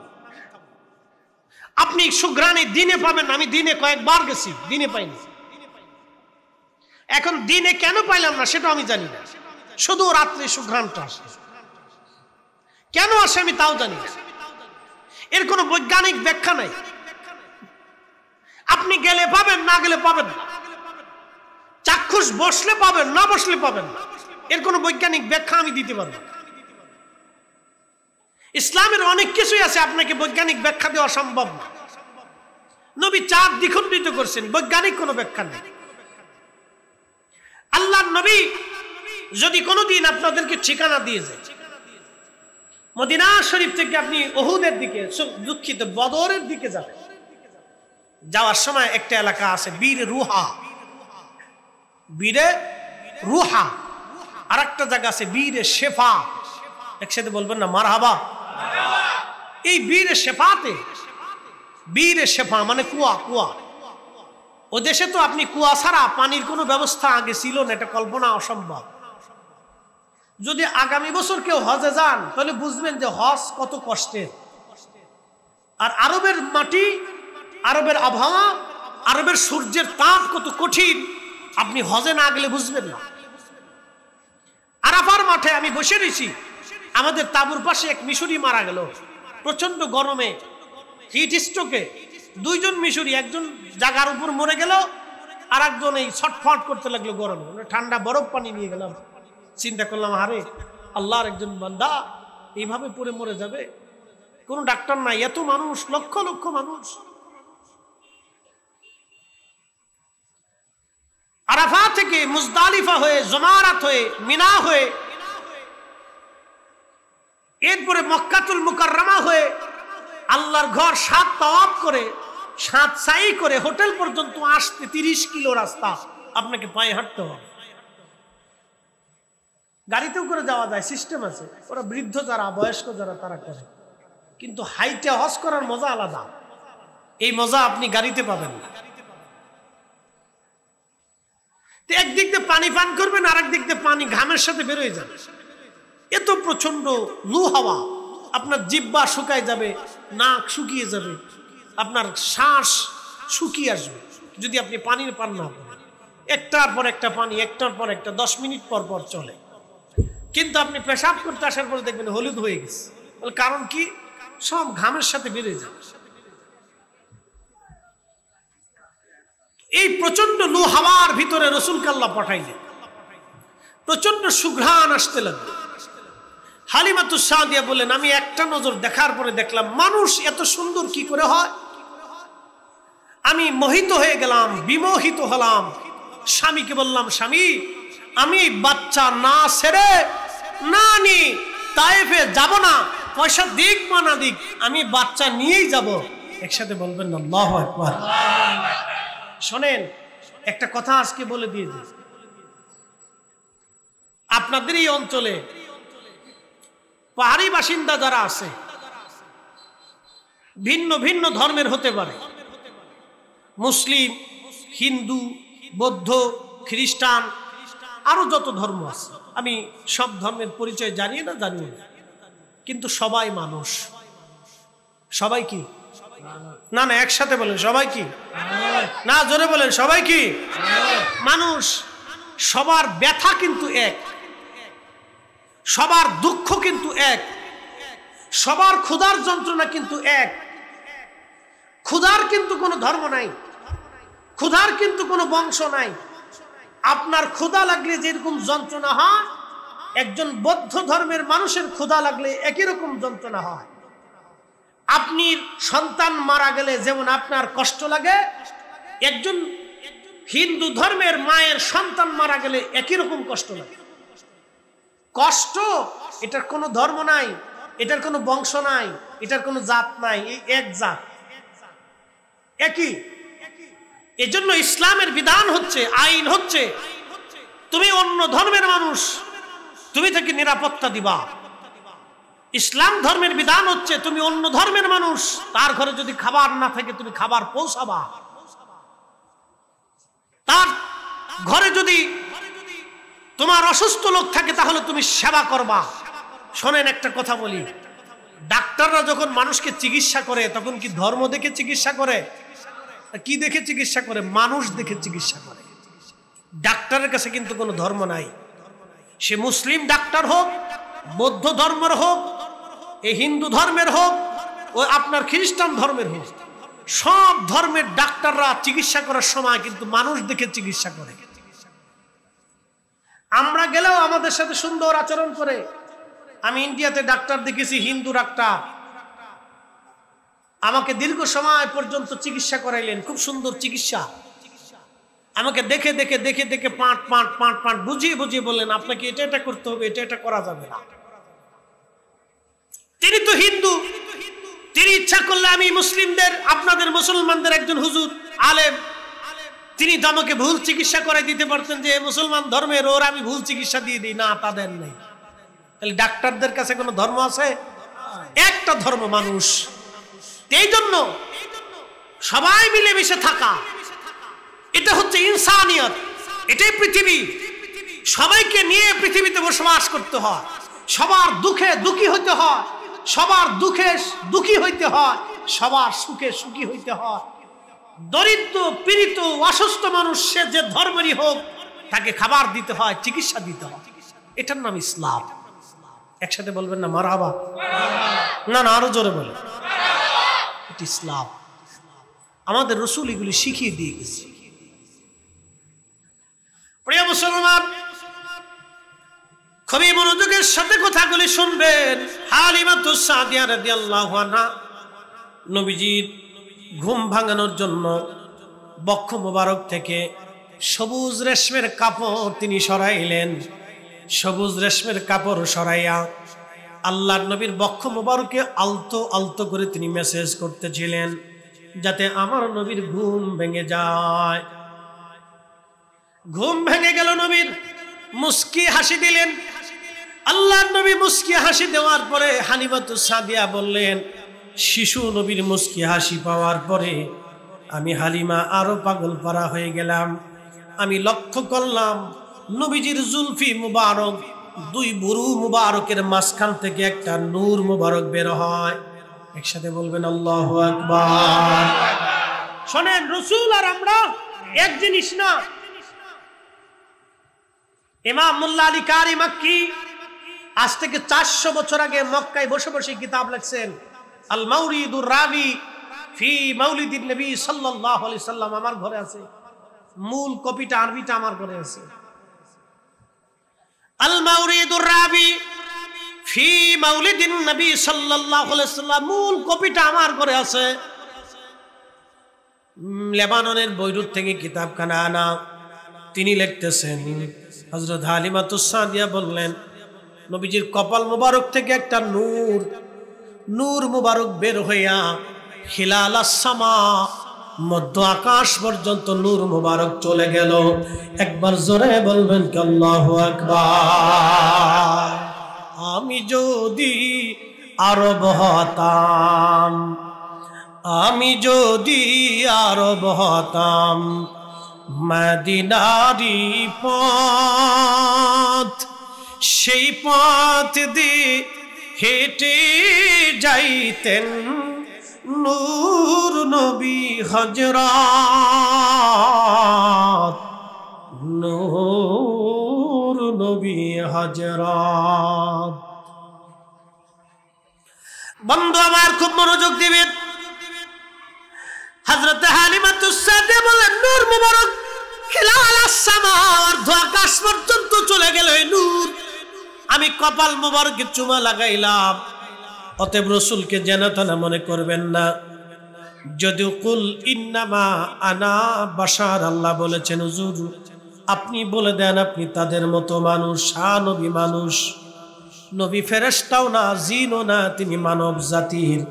কিন্তু একটা কথা মনে রাখবেন, 1450 বছর পরও উহুদের নবীর বিশ্রামের জায়গা থেকে ঘ্রাণ আসে। 1450 বছরে কদম মুবারক রেখে যাওয়া পাথর থেকে সুঘ্রাণ এখনো বাইতুল আকসা থেকে আসে। নবীজির চুল মুবারক এখনো যেখানে সংরক্ষিত, 1450 বছর পরেও সেখান থেকে সুঘ্রাণ আসে। আহা, অতএব সাহস করে দেখবেন না, এই মিলাদুন নবীর মাহফিলকে ছোট করে দেখবেন না। আপনি যেই তরিকার হন, আপনি যেই পীরের মুরিদ হন, ভাই আমার, ছোট করে দেখবেন না, এটাকে সহযোগিতা করবেন, ভালোবাসবেন। বলেন হুজুর কারণ কি? বলে দিয়ে যায়, আমার মাথায় পাগড়ি আছে না নাই? আছে। এই পাগড়ির যে কাপড়, এই কাপড় দিয়ে কিন্তু অনেকে লুঙ্গি বানায়। আপনি যদি লুঙ্গি পরেন, খুলে যদি যায়, এই লুঙ্গি উঠাইয়া কেউ চুমা লাগায় না, এটা দিয়ে জাঙ্গে বানানো হয়। ওটা খুলে পরে দেওয়ার পরে কেউ চুমা লাগায় না, মোজা বানানো হয়। ওটা খোলার পরে কেউ মোজাতেও চুমা দেয় না। একই কাপড় দিয়ে যদি টুপি বানানো হয়, এই টুপিটা মাথার থেকে পায়ের নিচে পড়ে গেলে সবাই এটাকে উঠাইয়া পরিষ্কার করে কেউ চুমা লাগায়, কেউ মাথায় দেয়। আচ্ছা, নবীর সুন্নতের জন্য যদি একটা কাপড়ের দাম বেড়ে যায়, ওই কাপড়টা, ওই টুপিটা রাসূলের সাথে সম্পর্কিত হওয়ার জন্য যদি টুপির দাম বেড়ে যায়, কাপড়ের মূল্য বেড়ে যায়, তাহলে বলেন তো এই মাহফিলটা মিলাদুন নবী, আমার নবীর সাথে সম্পর্ক হওয়ার কারণে মাহফিলের দাম বেড়ে গেল, মাহফিলে যারা আসলো তাদেরও দাম বেড়ে গেল। কথা বলেন ঠিক না বেঠে? কারো মনে বিরূপ ধারণা আসতে পারে যে এগুলি কি। শোনেন, একটা কথা আজকে বলে দিয়ে যাই, দিন শেষে আমরা কিন্তু সবাই মৃত্যুবরণ করব। যে ধর্মেরই হন, যে ধর্মেরই হোক, যে গোষ্ঠীরই হোক, যে বংশেরই হোক, কুল্লু নাফস, কোরআন শরীফে 1450 বছর আগে আল্লাহ বলেছেন কুল্লু নাফস, প্রত্যেক জীবন, প্রত্যেক জীবন। সে আপনার বাড়ির আম গাছ, জাম গাছ, কলা গাছ, কাঁঠাল গাছ, পেঁপে গাছ, লেবু গাছ, ও জমিনের ঘাস, ওই গরু, ছাগল, হাঁস, মুরগি, ভেড়া, বকরি, একদিন না একদিন কুল্লু নাফস দাইকাতুল মাউত, তাকে মৃত্যুর স্বাদ আস্বাদন করতে হবে। আল্লাহ বলেছেন প্রত্যেক জীবনের মৃত্যুর স্বাদ আস্বাদন করতে হবে, প্রত্যেক জীবনের মৃত্যুর স্বাদ আস্বাদন করতেই হবে, করতেই হবে, করতেই হবে। যত বড় সায়েন্টিস্ট, বিজ্ঞানী, দার্শনিক, গণিতবিদ, ডাক্তার, ডক্টর, পারমাণবিক বিজ্ঞানী, প্রেসিডেন্ট, সেনাপ্রধান, সে যাই হোক, মালাকুল মউত ফাইন্নাহু মুলাকিকুম, মৃত্যু তার সাথে মোলাকাত করবে, মরণ তার সাথে মোলাকাত করবে। কখন করবে, কোন সময় করবে, বান্দা জানে না, বান্দা জানে না।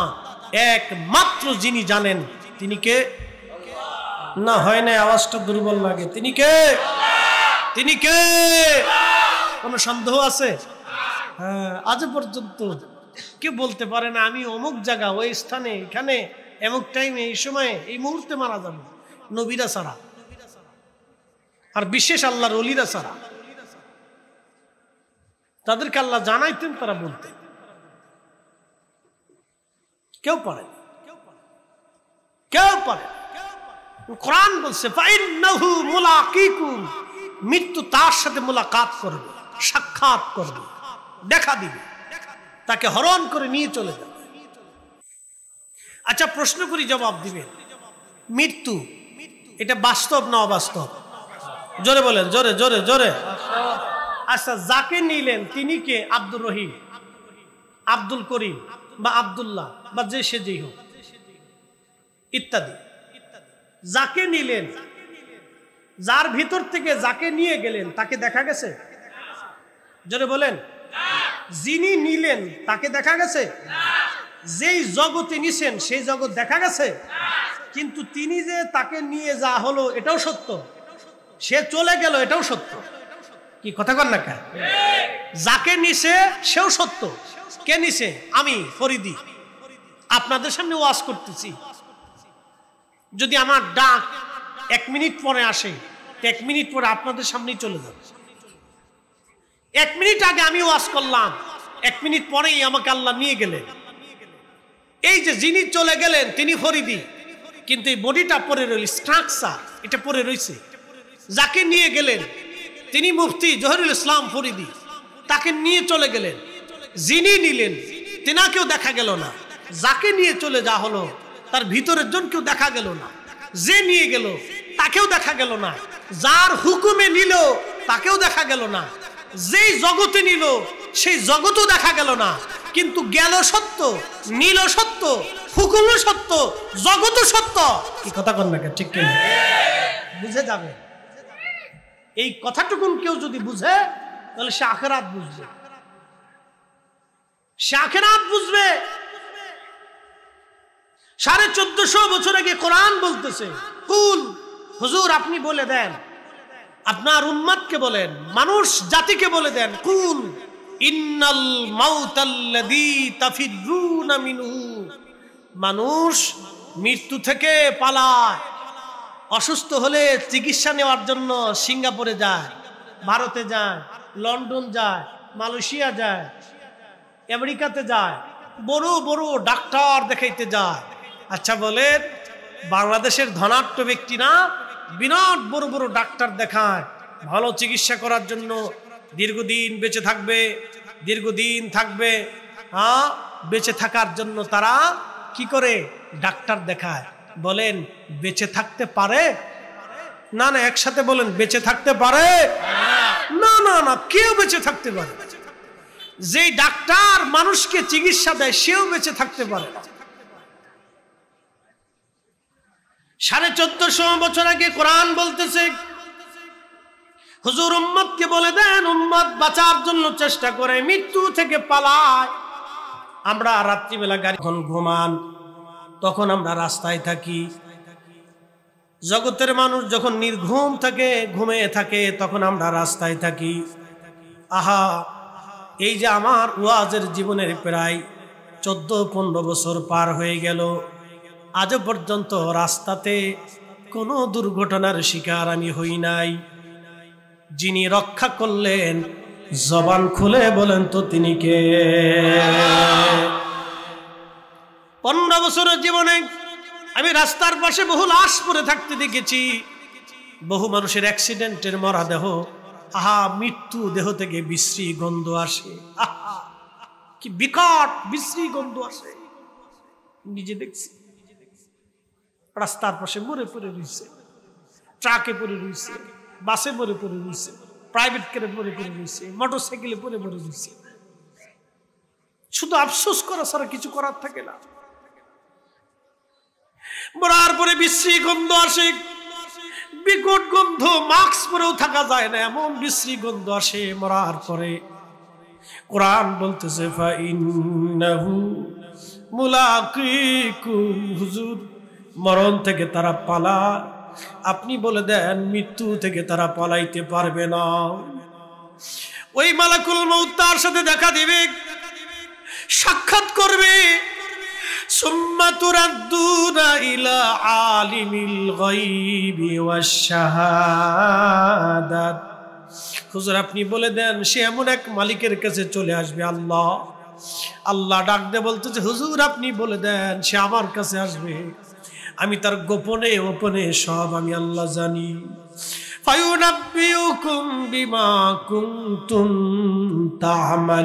তা'মালুন, আমি সেই দিন তারে দেখাবো সে ভালো আমল করছে না খারাপ আমল করছে।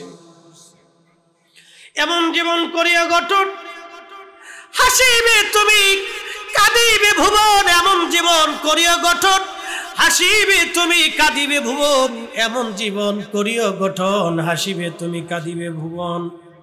এই জন্য দুনিয়া থেকে আমাদেরকে ভালো কাজ করে যেতে হয়। মানুষের জন্য কিছু কাজ করে যান, সমাজের জন্য কিছু কাজ করে যান। মানুষের উপকারের জন্য আপনি দুনিয়াতে আল্লাহ আপনারে পাঠাইছে, ইসলামের জন্য কিছু কাজ করে যান। এগুলি আমাদের করা দায়িত্ব। আল্লাহ কেন মানুষ বানায় পাঠাইলো? আল্লাহ গরু ছাগল বানাইতে পারত, হাঁস মুরগি ভেড়া উট দুম্বা হাতি বানর শিয়াল কুত্তা এগুলি বানাইতে পারত, কিন্তু আল্লাহ আপনাকে মানুষ বানাইছে। মানুষ হয়ে মানুষের কাজ করা লাগবে, মানুষ হয়ে মানুষের কাজ করা লাগবে, মানুষ হয়ে মানুষের কাজ করা লাগবে। খুব মনোযোগ দিয়ে আল্লাহর নবী দুনিয়াতে তশরিফ আনলেন। হালিমাতুস সাদিয়া বললেন, দুনিয়ার মানুষে আমি আমার রসুলকে কোলের মধ্যে নিয়ে নিলাম। স্বামীরে বললাম, স্বামী গো, এই বাচ্চা ছাড়া আমি তায়েফে ফিরে যাব না, এই বাচ্চা নিয়ে তারপরে আমি যাব। পয়সা দিক বা না দিক, এই বাচ্চা ছাড়া আমি যাব না। একবার জোরে বলবেন কি মারহাবা। আহা, যারা মিলাদুন নবীর মাহফিল আজকে সাজাইলেন তারা ধন্য, যারা বসছেন তারা ধন্য। মেহেশরের মাঠে রসুলের কদম মুবারকে জায়গা হবে। ভাবতেছেন এই দুনিয়ার জিন্দেগি শেষ না, এরপরে আর একটা জীবন আছে। আপনি কোথায় ছিলেন? যদি প্রশ্ন করি কোথায় ছিলেন? আগে ছিলেন মায়ের রেহেমের ভিতরে। কতদিন পরে আপনাকে এই বডি বানানো হলো? 4 মাস পর্যন্ত আল্লাহ আপনার এই বডিটাকে মায়ের পেটে বানাইলেন। আপনি কিছুই ছিলেন না, কিচ্ছু ছিলেন না। আপনি দুর্বল ছিলেন, শক্তিহীন ছিলেন, আপনার আমার কোনো ক্ষমতা ছিল না। মায়ের রেহেমে জরায়ুর ভিতরে নিরাপদ আধারে আল্লাহ রাব্বুল আলামিন আপনাকে বানাইলেন কি দিয়া জানেননি? সুম্মা জাআলা নাসলাহু মিন সুলালাতিন মিন মাইন মাহিন। কোরআন বলতেছে, হুজুর উম্মতকে জানান, আমি মানুষ তৈরি করেছি মায়ের রেহেমে, বংশ বিস্তার করেছি, সন্তান দিয়েছি, নাতি নাতকুর দিয়েছি, ভাই বেরাদার আত্মীয় স্বজন দিলাম। এ সব কিছুই আমি আল্লাহর দান। কিন্তু সৃষ্টি করলাম বাবার পৃষ্ঠদেশ থেকে নির্গত একটু পানি, বাবার পৃষ্ঠদেশ থেকে নির্গত একটু পানি, মায়ের বক্ষ দেশ থেকে নির্গত একটু পানি, দুইটা পানি আল্লাহ একত্রিত করলেন, মায়ের রেহেমের ভিতরে আল্লাহ রিফাইন করলেন। 4 মাস 120 দিন পর্যন্ত আল্লাহ বডি নির্মাণ করলেন, স্ট্রাকচার তৈরি হলো, বডি তৈরি করলেন আল্লাহ, মানব দেহের সুন্দর করে বানাইলেন। কোরআন বলতেছে, লাকাদ খালাকাল ইনসানা ফি আহসানি তাকওয়িম।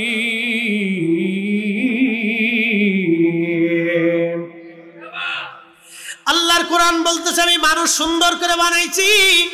দেখবেন একটা শিশু যখন দুনিয়াতে আসে, তার ঠোঁট সুন্দর, তার দাঁত সুন্দর, জিহ্বা সুন্দর, তার ঠোঁট সুন্দর, তার জিহ্বা সুন্দর, চোখ সুন্দর, কান সুন্দর, সব সুন্দর, কিন্তু দাঁত আল্লাহ দেয় নাই। আচ্ছা, দাঁত দেয় নাই কেন বলেন তো? আল্লাহ কি জন্মগতভাবে দাঁত দিতে পারতেন না? হাত দিলেন, চোখ দিলেন, কান দিলেন, নাক দিলেন, পা দিলেন, ঠোঁট দিলেন, অঙ্গ প্রত্যঙ্গ দিলেন, মাথার চুলও দিলেন, কিন্তু দাঁত দিলেন না। কারণটা বলতেছি, আপনি ছোটকালে মার দুধ পান করছেন, দাঁত যদি থাকতো ওই সময় মারে কামড় দিতেন, মার কষ্ট হতো, মা ব্যথা পাইতো, আপনি বুঝতেন না তো, আপনি শিশু ছিলেন, কষ্ট পেত মা, এই জন্য আপনারা দাঁত দেয় নাই তখন। একসাথে বলবেন না আল্লাহু আকবার। আল্লাহর সৃষ্টির ভিতরে কোনো খুঁত আছে? কোনো খুঁত নেই। রব কোরআনে বলতেছে, আমি মানুষকে সুন্দর অবয়ব দিয়ে সৃষ্টি করেছি। তা কোথার থেকে? পানি থেকে। পানি, পানি তো চিনেছেন, যেটাকে বাংলায় বলে বীর্য, আরবিতে বলে নুতফা। পানি থেকে সৃষ্টি করছি। আল্লাহু আকবার। এই জন্য আল্লাহ কোরআন বলতেছে, কাইফা তাকফুরুনা বিল্লাহি ওয়া কুনতুম আমওয়াতা। মানুষ কি করে আমাকে অস্বীকার করে? আমি যে রব, আমি স্রষ্টা, আমি খালিক, আমি মালিক, আমি তাকে সৃষ্টি করছি, মানুষ কি করে অস্বীকার করে? অথচ সে নির্জীব ছিল, সে মায়ের আধারে ছিল, সে বাবার পৃষ্ঠদেশে ছিল, সে পানির সাথে মিক্সার ছিল, তার অস্তিত্ব ছিল না, ক্ষমতা ছিল না, কিচ্ছু ছিল না। আমাদের রাষ্ট্রপ্রধান, প্রধান উপদেষ্টা, উপদেষ্টারা, সেনা প্রধান, পুলিশ প্রধান, বিজিবি প্রধান, সেনাবাহিনী প্রধান, ধর্মীয় প্রধান, নেতা, আমরা যারা আছি পয়সাওয়ালা, ধনী, কোটি টাকার মালিক, আমরা কি ছিলাম?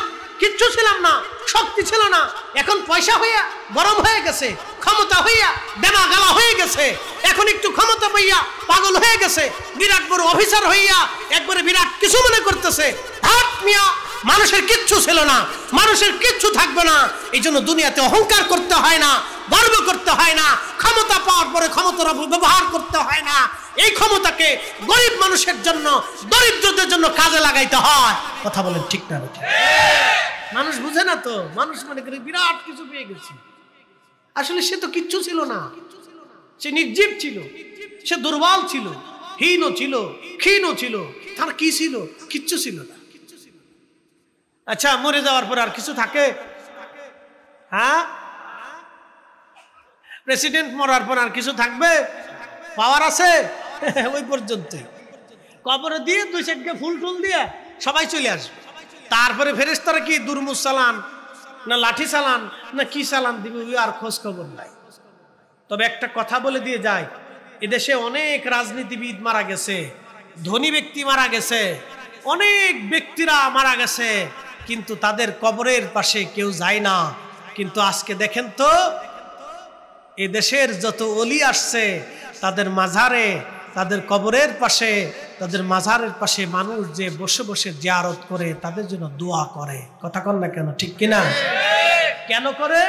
তারা মুকুটহীন সম্রাট, তারা সীমাহীন, সীমানাবিহীন রাজ্যাধিপতি। তাদের রাজ্যের কোনো সীমানা নাই, তাদের রাজ্যের সীমানা মানুষ যত দূর পর্যন্ত আছে, তাদের সীমানা তত দূর পর্যন্ত। কারণ তারা মানুষের জন্য কাজ করত, মানুষের জন্য কাজ করত। আপনি মানুষের জন্য হয়ে যান, মানুষের জন্য নিবেদিত হয়ে যান। সম্পদ মানুষের চিরস্থায়ী থাকে না, ক্ষমতা চিরদিন থাকে না, কিন্তু মানুষের জন্য যদি আপনি কাজ করেন, এই চিরদিন মানুষের হৃদয়ে হৃদয়ে হৃদয়ে হৃদয়ে জায়গা হবে। অনেকে আমার কাছে একদিন মাফ করবেন, রাজনৈতিক কোন দল আমি করি না, এক চেয়ারম্যান সাহেব এসে বলতেছে, হুজুর গত নির্বাচনে 2 কোটি টাকা খরচা করছি, চেয়ারম্যান হইতে পারি নাই, এই নির্বাচনে যাতে হইতে পারি আপনি একটু দোয়া করে দেন। আমি তার বললাম, চেয়ারম্যান সাহেব 2টা কথা বলি, মনে কিছু নিয়েন না। আপনারা তো দুনিয়ার একটা চেয়ার পাওয়ার জন্য 2 কোটি টাকা খরচা করছেন, কিন্তু চেয়ারটা পান নাই। আবার 2 কোটি টাকা খরচা করবেন একটা চেয়ারের জন্য, পাবেন কি পাবেন না কোনো গ্যারান্টি নেই বাবা।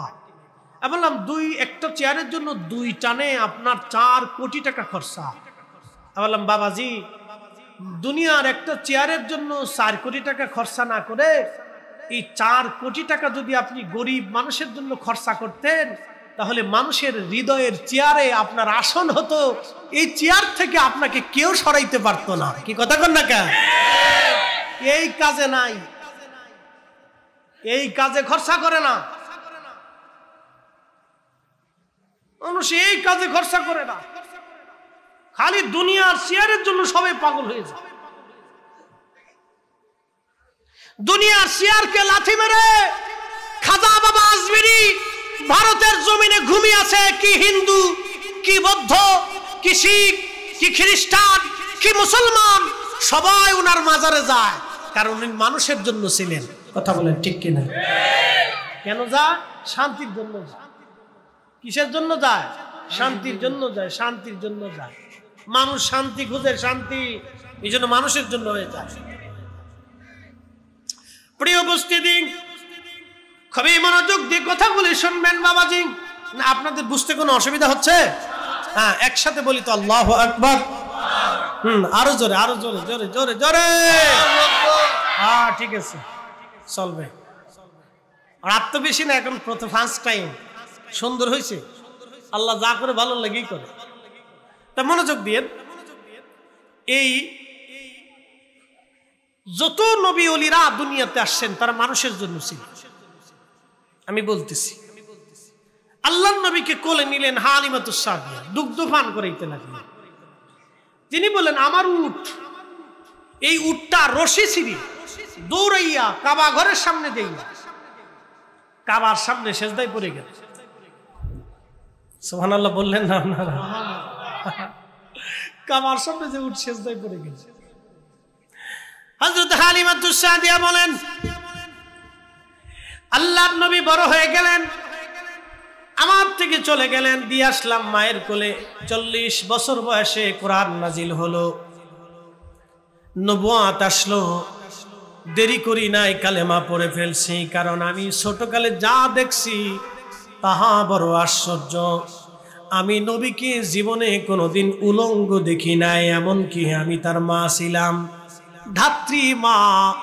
4টা বছর নবী আমার কাছে থাকছেন, গোসল করাইছি, পায়খানা পেশাব পরিষ্কার করেছি, কিন্তু নবীজির গুপ্তাঙ্গ কোনোদিন আমি দেখি নাই। ওইখানে তাকাইলে শুধু নূর দেখতে পাইতাম। একবার জোরে বলবেন কি আল্লাহু আকবার? আর জোরে বলেন আল্লাহু আকবার। কল্পনা করতে পারবেন 4 বছর একজন মহিষী নারী মা, তিনি আমার রাসূলের গুপ্তাঙ্গ কোনোদিনও দেখতে পারেন। আপনি এর বৈজ্ঞানিক ব্যাখ্যা কি দিবেন? আপনি এই বৈজ্ঞানিক ব্যাখ্যা কি করে দিবেন এটার বলেন? উনি তো নিজে রাজ সাক্ষী। হালিমাতুস সাদিয়া তো নিজে বলতেছেন, আমি 4 বছরে তার গুপ্তাঙ্গ আমি জীবনে দেখি নাই, যখনই তাকাইতাম শুধু নূর দেখতাম। আপনি এর বৈজ্ঞানিক ব্যাখ্যা কি করবেন? খালি চিৎকার দিয়ে বললেই হবে নাকি রাসূল আমার মতো আর আমি রাসূলের মতো? আপনি চিৎকার দিয়ে বললে হবে নাকি? টুপি মাথায় দিয়ে বললে হবে নাকি? পাগড়ি মাথায় দিয়ে বললে হবে নাকি? বিরাট বড় শায়েখ মুফতি মুহাদ্দিস যাই বলেন, বললে হবে নাকি? প্রিয় মুসলমান আমার, হাজরাতে হালিমাতুস সাদিয়া রাদিয়াল্লাহু আনহা বলেন, নবীজি আমি মদিনাতুল মুনাওয়ারা আসলাম। আসার পরে আল্লাহ রাসূল বসে আছেন, চারপাশে সাহাবায়ে কেরাম বসে আছে। নবীজি নসিহত করতেছিলেন সাহাবীদেরকে। এমন সময় হালিমাতুস সাদিয়া রাদিয়াল্লাহু আনহা আসলেন। এ যুবকরা, সবাই শুনে নেন, মাকে কি করে সম্মান করতে হয়, মাকে কি করে সম্মান করতে হয়। নবীজি একবারে হাতে কলমে শিখাই দিলেন। হযরত হালিমাতুস সাদিয়া বললেন, আহা নবীজি। হালিমাকে দেখার সঙ্গে সঙ্গে নবীজি দাঁড়ায় গেলেন। আল্লাহর হাবিবের গা মুবারকের সবসময় একটা চাদর থাকতো, নবীজি চাদর ব্যবহার করতেন। আরবে চাদরের দরকার হয়, চাদর ব্যবহার করতেন নবীজি। আল্লাহু আকবার। হালিমা বলতেছেন, ওই চাদরখানা নবীজি আমার সামনে বিছাই দিলেন। সাহাবীরা সরে গেল, আল্লাহর নবী চাদর বিছাইলেন, হযরত হালিমা বসলেন, এরপরে আল্লাহর নবী বসলেন। একবার জোরে বলবেন কি মারহাবা। নবী জিজ্ঞেস করলেন, ইয়া রাসূলুল্লাহ, আপনি তখন কোলে দোলনার ভিতরে আমার বুকের দুধ আপনারে পান করাইছি। নবীজি একটা প্রশ্নের জবাব কি আপনি দয়া করে দিবেন? আল্লাহর নবী বলেন, মা বলেন, কি প্রশ্ন? হযরত হালিমা বলেন, ইয়া রাসূলুল্লাহ, আপনি আমার ডান স্তনের দুগ্ধ পান করতেন, কিন্তু কোনোদিন বাম স্তনের দুগ্ধ আপনারে পান করাইতে পারি নাই। আমি 1000 চেষ্টা করেছি আপনাকে বাম স্তনের দুগ্ধ পান করার জন্য, কিন্তু আপনি কখনো বাম স্তনের দুগ্ধ পান করেন নাই। আপনি আমার ডান স্তনের দুগ্ধ পান করেছেন। মা আপনি ইয়া রাসূলুল্লাহ, আপনি দয়া করে ব্যাখ্যা দিবেননি? আল্লাহর নবী বলেন, আম্মা জান, হ্যাঁ ব্যাখ্যা দিচ্ছি আপনাকে, শুনেন। আপনি যখন আমাকে ছোট্টকালে, শিশুকালে আমারে দুধ পান করাইতেন গো মা, আমি জানতাম, আমি তখনই জানি আমার একটা দুধ ভাই আছে, আমার একটা দুধ ভাই আছে। আমি যদি সবটুকুন দুধ পান করি তাহলে আমার দুধ ভাইয়ের হক নষ্ট হয়ে যাবে। একসাথে বলা যাবে আল্লাহু আকবার। আমি তখনও জানি আমার ভাই আছে, আমি যদি দুধ পান সব করে ফেলে দেয়, আমার ভাই না খেয়ে থাকবে। ইসলাম বুঝে যাবেন আপনি, এখান থেকে দিন বুঝে যাবেন, দিন বুঝবেন ইসলাম কত সুন্দর এবং চমৎকার আল্লাহ রাসূলের দেওয়া জীবন ব্যবস্থা। আরে ক্ষমতা আসলেই খালি চুরি করার ধান্দা না, জনগণের হক মেরে খাওয়ার ধান্দা, জনগণের পয়সা মেরে খাওয়ার ধান্দা। পদ পাইলেই সরকারি অফিসার কর্মকর্তা হলেই জনগণের সম্পদ মেরে খাওয়ার ধান্দা নাকি? আল্লাহ রাসূল কি করে শিক্ষা দিচ্ছে? মা, আমি তখন ছোট্ট ছিলাম, আমি জানতাম আমার একটা দুধ ভাই আছে। ওগো মা, আমি যদি সবটুকুন দুধ খেয়ে ফেলে দেই আমার দুধ ভাইয়ের কষ্ট হবে। আমি সেই দিনও আমার দুধ ভাইয়ের হক নষ্ট করি নাই, আমি হক ইনসাফ প্রতিষ্ঠিত করেছি। একসাথে জোরে বলা যাবে আল্লাহু আকবার। তৌহিদেরই মুর্শিদ আমার মুহাম্মাদের নাম, তৌহিদেরই মুর্শিদ আমার মুহাম্মাদের নাম। ওই নাম জপলি বুঝতেই পারি খুদারি কালাম, মুর্শিদ মুহাম্মাদের নাম। রাঙ্গামাটির মুসলমান ঠিক ওই সময় নবীজি ইনসাফ প্রতিষ্ঠিত করলেন। এই জন্য কোরআনে আল্লাহ বললেন, ইন্নাল্লাহা ইয়া'মুরু বিল আদলি ওয়াল ইহসানি ওয়া ইতাইযিল কুরবা ওয়া ইয়ানহা আনিল ফাহশাই ওয়াল মুনকার। আমি আল্লাহ তোমাদেরকে নির্দেশ দিলাম, দুনিয়াতে তোমরা ন্যায় কাজ করবা, অন্যায় করবা না, অন্যায় করবা না, অন্যায় করবা না, অন্যায় করবা না, অন্যায়কে সমর্থন করবা না, ন্যায় করবা। দুনিয়াতে তোমরা অন্যায় করবা না, ন্যায় করবা, অন্যায় করবা না, ন্যায় করবা, অন্যায় করবা না, ন্যায় করবা। আল্লাহু আকবার। আমার নবীজি দেখেন, তখনও যুদ্ধ হতো, এখনো যুদ্ধ হয়। আমার রসুলের জীবনে যুদ্ধে যদি আপনি দেখেন, নবীজি অনেকগুলি যুদ্ধে অংশগ্রহণ করেছেন, কিন্তু আপনি পরিসংখ্যান যদি দেখেন মাত্র কয়েকশো মানুষ নিহত হয়েছে এতগুলি যুদ্ধে। আর বর্তমান যুদ্ধ যদি আপনি দেখেন, ইসরায়েলের দিকে যদি আপনি তাকান, তাহলে দেখবেন নিরীহ ফিলিস্তিনিদেরকে তারা ৭৫ বছর ধরে ধরে মারতেছে। ৭৫ বছর ধরে ধরে তারা মারতেছে। নিরীহ ফিলিস্তিনিরা তারা তাদের অধিকার চায়। ৭৫ বছর ধরে ধরে নিরীহ ফিলিস্তিনিদেরকে তারা মারতেছে। এই যুদ্ধে প্রায় ১ লক্ষ ফিলিস্তিনি তারা হত্যা করেছে, শিশুদেরকে হত্যা করেছে, এমনকি আশ্রয় কেন্দ্রগুলিতে তারা বোমা মারতেছে। আপনি যদি মায়ানমারের দিকে তাকান, লক্ষ লক্ষ রোহিঙ্গা মুসলমানদেরকে তারা হত্যা করলো। আহারে, ছোট ছোট বাচ্চাদেরকেও তারা হত্যা করলো, নারীদেরকেও তারা হত্যা করলো। বাবা, পৃথিবীর যেখানেই হত্যা হোক, এটার বিরোধিতা আমরা করি। কোনো মানুষের মৃত্যু আমাদের কাম্য না। একটা কথা মনে রাখবেন, স্বজন হারা ব্যথা সবার জন্য একরকম।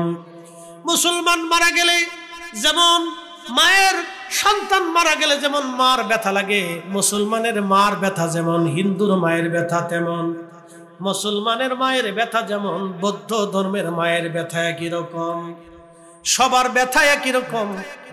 আজান হচ্ছে, 1 মিনিট, আজান হচ্ছে।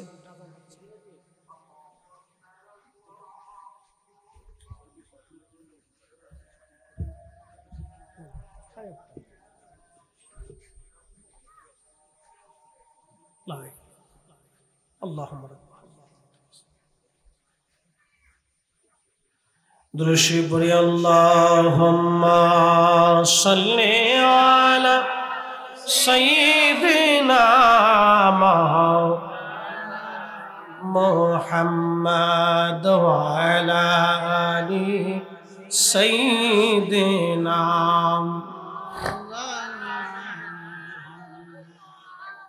তুমি আল্লাহর প্যারা হাবিব, তোমার তুলনা নাই কেউ আর, তোমার মতো আকাশ ভ্রমণ করেনি কোন পয়গম্বর।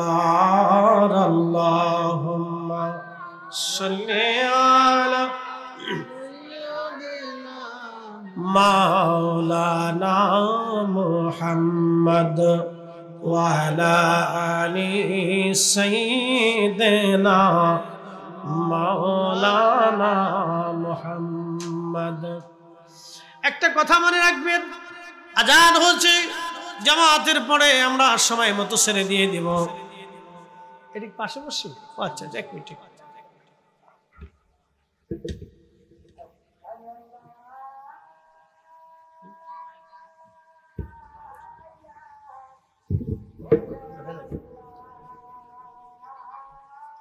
অল্প করে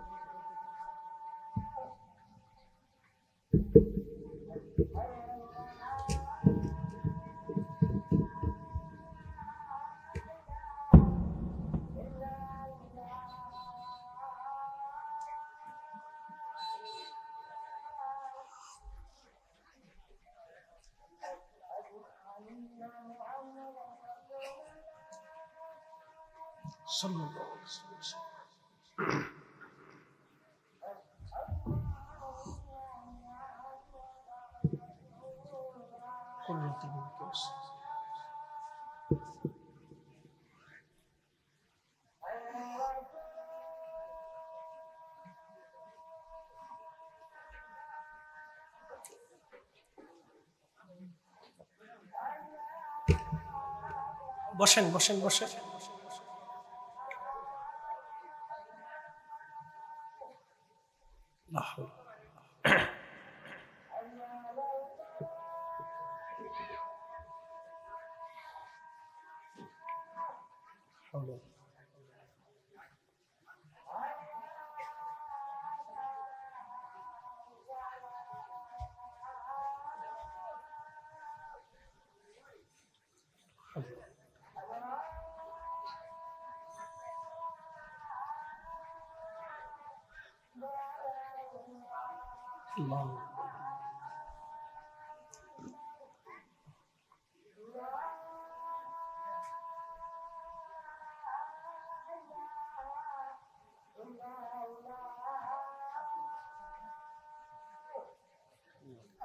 اللهم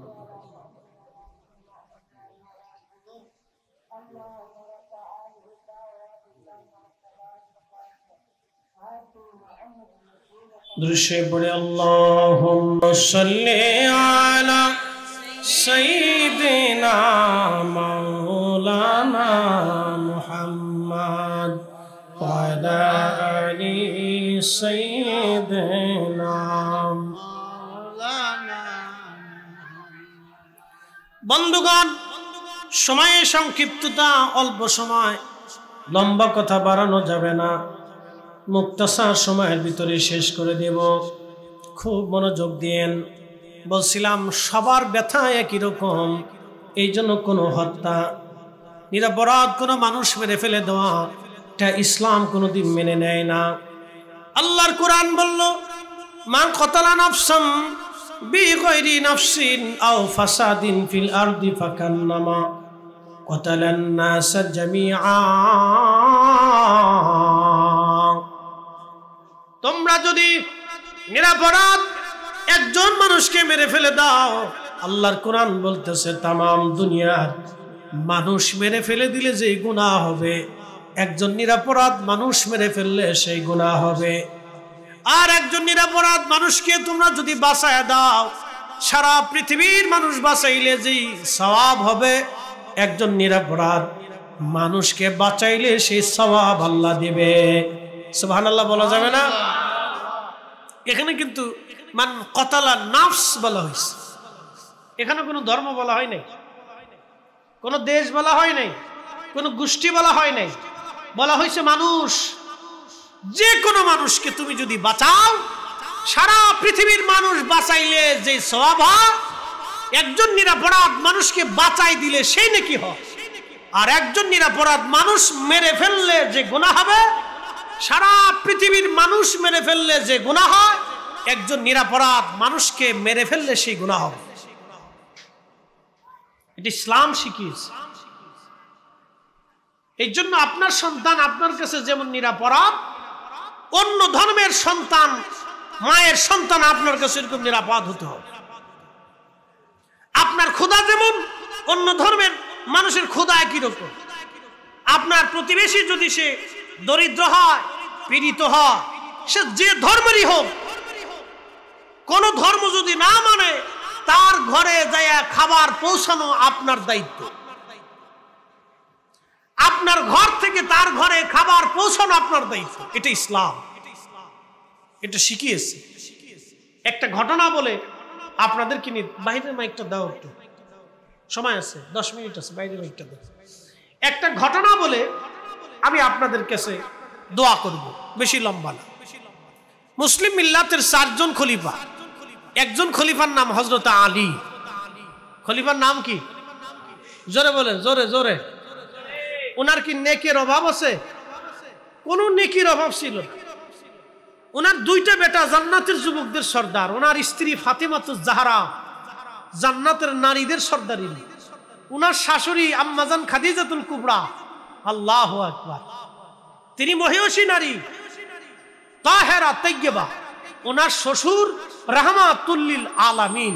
পুরা ঘরটাই জান্নাত। একসাথে বলা যাবে না আল্লাহু আকবার? পুরা ঘর কি? পুরা ঘরটাই জান্নাত। কিন্তু ওনার বিষয়টা কেউ জানতো না। উনি ইন্তেকাল করলেন, উনাকে খারেজি উগ্রপন্থী নির্মম ভাবে তাকে শহীদ করলো মসজিদের ভিতরে। হযরতে আলী রাদিয়াল্লাহু আনহু শহীদ হয়ে গেলেন। ওনার জানাজা হলো। জানাজা হয়ে যাওয়ার পরে ওনাকে যখন কবরের দিকে নিয়ে যাওয়া হচ্ছে, ঠিক তখনই একজন খ্রিস্টান মেয়ে, অন্ধ, তিনি কুফার মসজিদের পাশে এসে তিনি বলতেছিলেন, এ মুসলমানেরা, তোমরা বলো আমার খলিফা কি দুনিয়াতে বাঁচা আছে না মারা গেছে? এই ঘটনা সারা জীবন আপনি মনে রাখবেন, তাহলে বুঝবেন ইসলাম কি জিনিস। ইসলামের কাছে অন্য অন্য ধর্মের মানুষ কতটা নিরাপদ থাকবে আপনি ঘটনা থেকে বুঝে যাবেন। বিশৃঙ্খলা, উচ্ছৃঙ্খলা, উগ্রপন্থীতে ইসলাম শিখাই নাই কোনোদিন, কখনোই শিখাই নেই ইসলাম। খ্রিস্টান নারী, শোনা যান, আজকে অন্ধ একটা মেয়ে, অন্ধ ছিল, যুবতী, অন্ধ, চোখে দেখত। হযরত আলীর ইন্তেকালের পরে এই যুবতী এসে কুফার সেন্ট্রাল মসজিদ, গভর্নর মসজিদ, সেই মসজিদের পাশে দাঁড়ায় কান্দে আর বলে, মুসলমানরা বলো আমার খলিফা কি মারা গেছে? লোকেরা বলল, ও অন্ধ খ্রিস্টান মেয়ে, খলিফা দিয়ে তুমি কি করবা? বলতেছে, বলো আমার খলিফা কি বেঁচে আছে না মরে গেছে? বলে, না, তিনি মারা গেছেন। তার জানাজা নিয়ে যাওয়া হচ্ছে, কবরস্থ করা হবে আজ। মেয়েটা আরো বেশি বেশি করে কান্না করতেছিল। লোকেরা বলল, তুমি কেন কান্দো? তুমি তো অন্য ধর্মের মানুষ, তুমি অন্ধ একটা মেয়ে, খলিফার জন্য তুমি কেন কান্না করো? মেয়েটা বলতেছে, দুনিয়ার মানুষ তোমরা শোনো, যদু খলিফা মুসলিম ধর্মের, কিন্তু আমি একজন খ্রিস্টান অন্ধ মেয়ে, আমার খলিফা কেন কান্না করি শোনো। প্রত্যেক দিন রাত্রিবেলা মসজিদ থেকে নামাজ পড়ে যাওয়ার সময় আমার খলিফা আমার ঘরের মধ্যে ঢুকতেন, ঢুকিয়া আমার অভাব প্রয়োজন সবকিছু মিটাইতেন, আমার খাবার দিতেন, প্রয়োজন সামগ্রী, প্রত্যেক রাত্রিবেলা আমার খোঁজ খবর নিতেন, আমি কেমন আছি, কোন অবস্থায় আছি, আমার কিছু লাগবে কিনা, প্রত্যেক দিন খোঁজ নিয়ে আমার খলিফা আমার কাছ থেকে তিনি চলে যাইতেন। যদি তিনি কোথাও সফরে যাইতেন তাহলে আমার প্রয়োজন সামগ্রী দিয়ে তারপরে তিনি যাইতেন, আবার আসিয়া তিনি আমার খোঁজ খবর নিতেন। আজকে 3 রাত আমার খলিফা আমার কাছে যাই নাই, 3 রজনী আমার কোনো খোঁজ খবর নেই নাই, কোনো লোক পাঠায় নাই। তখন আমি বুঝতে পারছি আমি অন্ধ, আজও পর্যন্ত খলিফা আমার খবর না নিয়ে রাখেন নাই, কিন্তু আজকে 3 রাত কেন তিনি আমার খোঁজ নিলেন না? মনে হয় খলিফা দুনিয়াতে নাই, অবশ্যই খলিফা মারা গেছে। সেই জন্য আমি মসজিদে দৌড়ে আসছি। সত্যি এসে দেখলাম আজকে 3 দিন খলিফা অসুস্থ ছিলেন, আহত ছিলেন, আজকে তিনি মারা গেছেন। বুঝতে পারছি আমার খলিফা নাই। একটু চিন্তা করেন, একজন খ্রিস্টান মেয়ে একজন মুসলিম মিল্লাতের এত বড় খলিফার কাছে তিনি নিরাপদ নিরাপদ নিরাপদ। এইভাবে মুসলমান আমিররা অন্য ধর্মের মানুষের খোঁজ খবর নিছে। একবার জোরে বলবেন কি আল্লাহু আকবার। এই আদর্শ যদি আমাদের আমির উমরাদের থাকতো, এই আদর্শ যদি আমাদের সবার ভিতরে থাকতো মুসলমানদের, তাহলে মুসলমানরা স্বর্ণের আসনে থাকতো। আজকে স্বর্ণের আসনে আজকে অধিষ্ঠিত থাকতো। সবাই খালি ক্ষমতা লোভী আর দুনিয়া লোভী। সবাই খালি চিন্তা করে শেয়ার একবার যদি পাইতে পারি তো কেমনে পকেট কাটাতা, খালি পকেট কাটার ধান্দা। সবার চিন্তা খালি পকেট কাটবো, মানুষের হক মেরে মেরে দিব, শুধু এই চিন্তা আজ মুসলমানদের ভিতরে। একজন খোলাফায়ে রাশিদ, আল্লাহ রসুলের হাতে গড়া সাহাবী, তার চরিত্র আপনি দেখলে আশ্চর্য হবেন। তিনি প্রত্যেকটা রাত একজন খ্রিস্টান মেয়ের খোঁজ খবর নিয়া তারপরে তিনি বাড়ি যাইতেন, কারণ মেয়েটা অন্ধ, চোখে দেখতো না। কিয়ামতের ময়দানে যাতে এই মেয়েটা আল্লাহর দরবারে বিচার দিতে না পারে যে খলিফা আমার খোঁজ খবর নেন নাই, আমার প্রয়োজন পুরান নাই, অন্ধ ভাতা তার জন্য নির্ধারণ করা হলো। এই যে আজকে আপনারা দেখেন বয়স্ক ভাতা, অন্ধ ভাতা, যুদ্ধাহত ভাতা, এই ভাতা আজকের না, এই ভাতা খোলাফায়ে রাশিদিন চালু করে দিয়ে গেছে। একবার জোরে বলবেন কি মারহাবা। এটা ইসলাম চালু করছে, ইসলামের আগে কেউ কল্পনাও করে নাই। এই যে বয়স্ক ভাতা, এই যে বৃদ্ধ ভাতা, অন্ধ ভাতা, এগুলি খোলাফায়ে রাশিদ চালু করে দিয়ে গেছে। হযরত ওমর চালু করেছে, আবু বকর চালু করেছে, বয়স্কদের ভাতা দেওয়ার জন্য, অন্ধদের ভাতা দেওয়ার জন্য, যুদ্ধাহতদের ভাতা দেওয়ার জন্য। এগুলি খোলাফায়ে রাশিদিন চালু করে দিয়ে গেছে। এর আগে পৃথিবীতে কোন রাজা বাদশা এগুলি দেন নাই, এগুলি তারা চালু করে গেছে। এটা ইসলাম। সেই নবী এই রবিউল আউয়াল মাসে আমাদের মাঝে আসছে। আপনারা খুশি না বেজা? হ্যাঁ, আসতে বলেন কেন? জোরে বলেন। খুশি নি? খুশি। তাহলে বলেন, এই মাহফিল কি চলবে না বন্ধ হবে? হাত উঁচা করে বলেন, চলবে না বন্ধ হবে?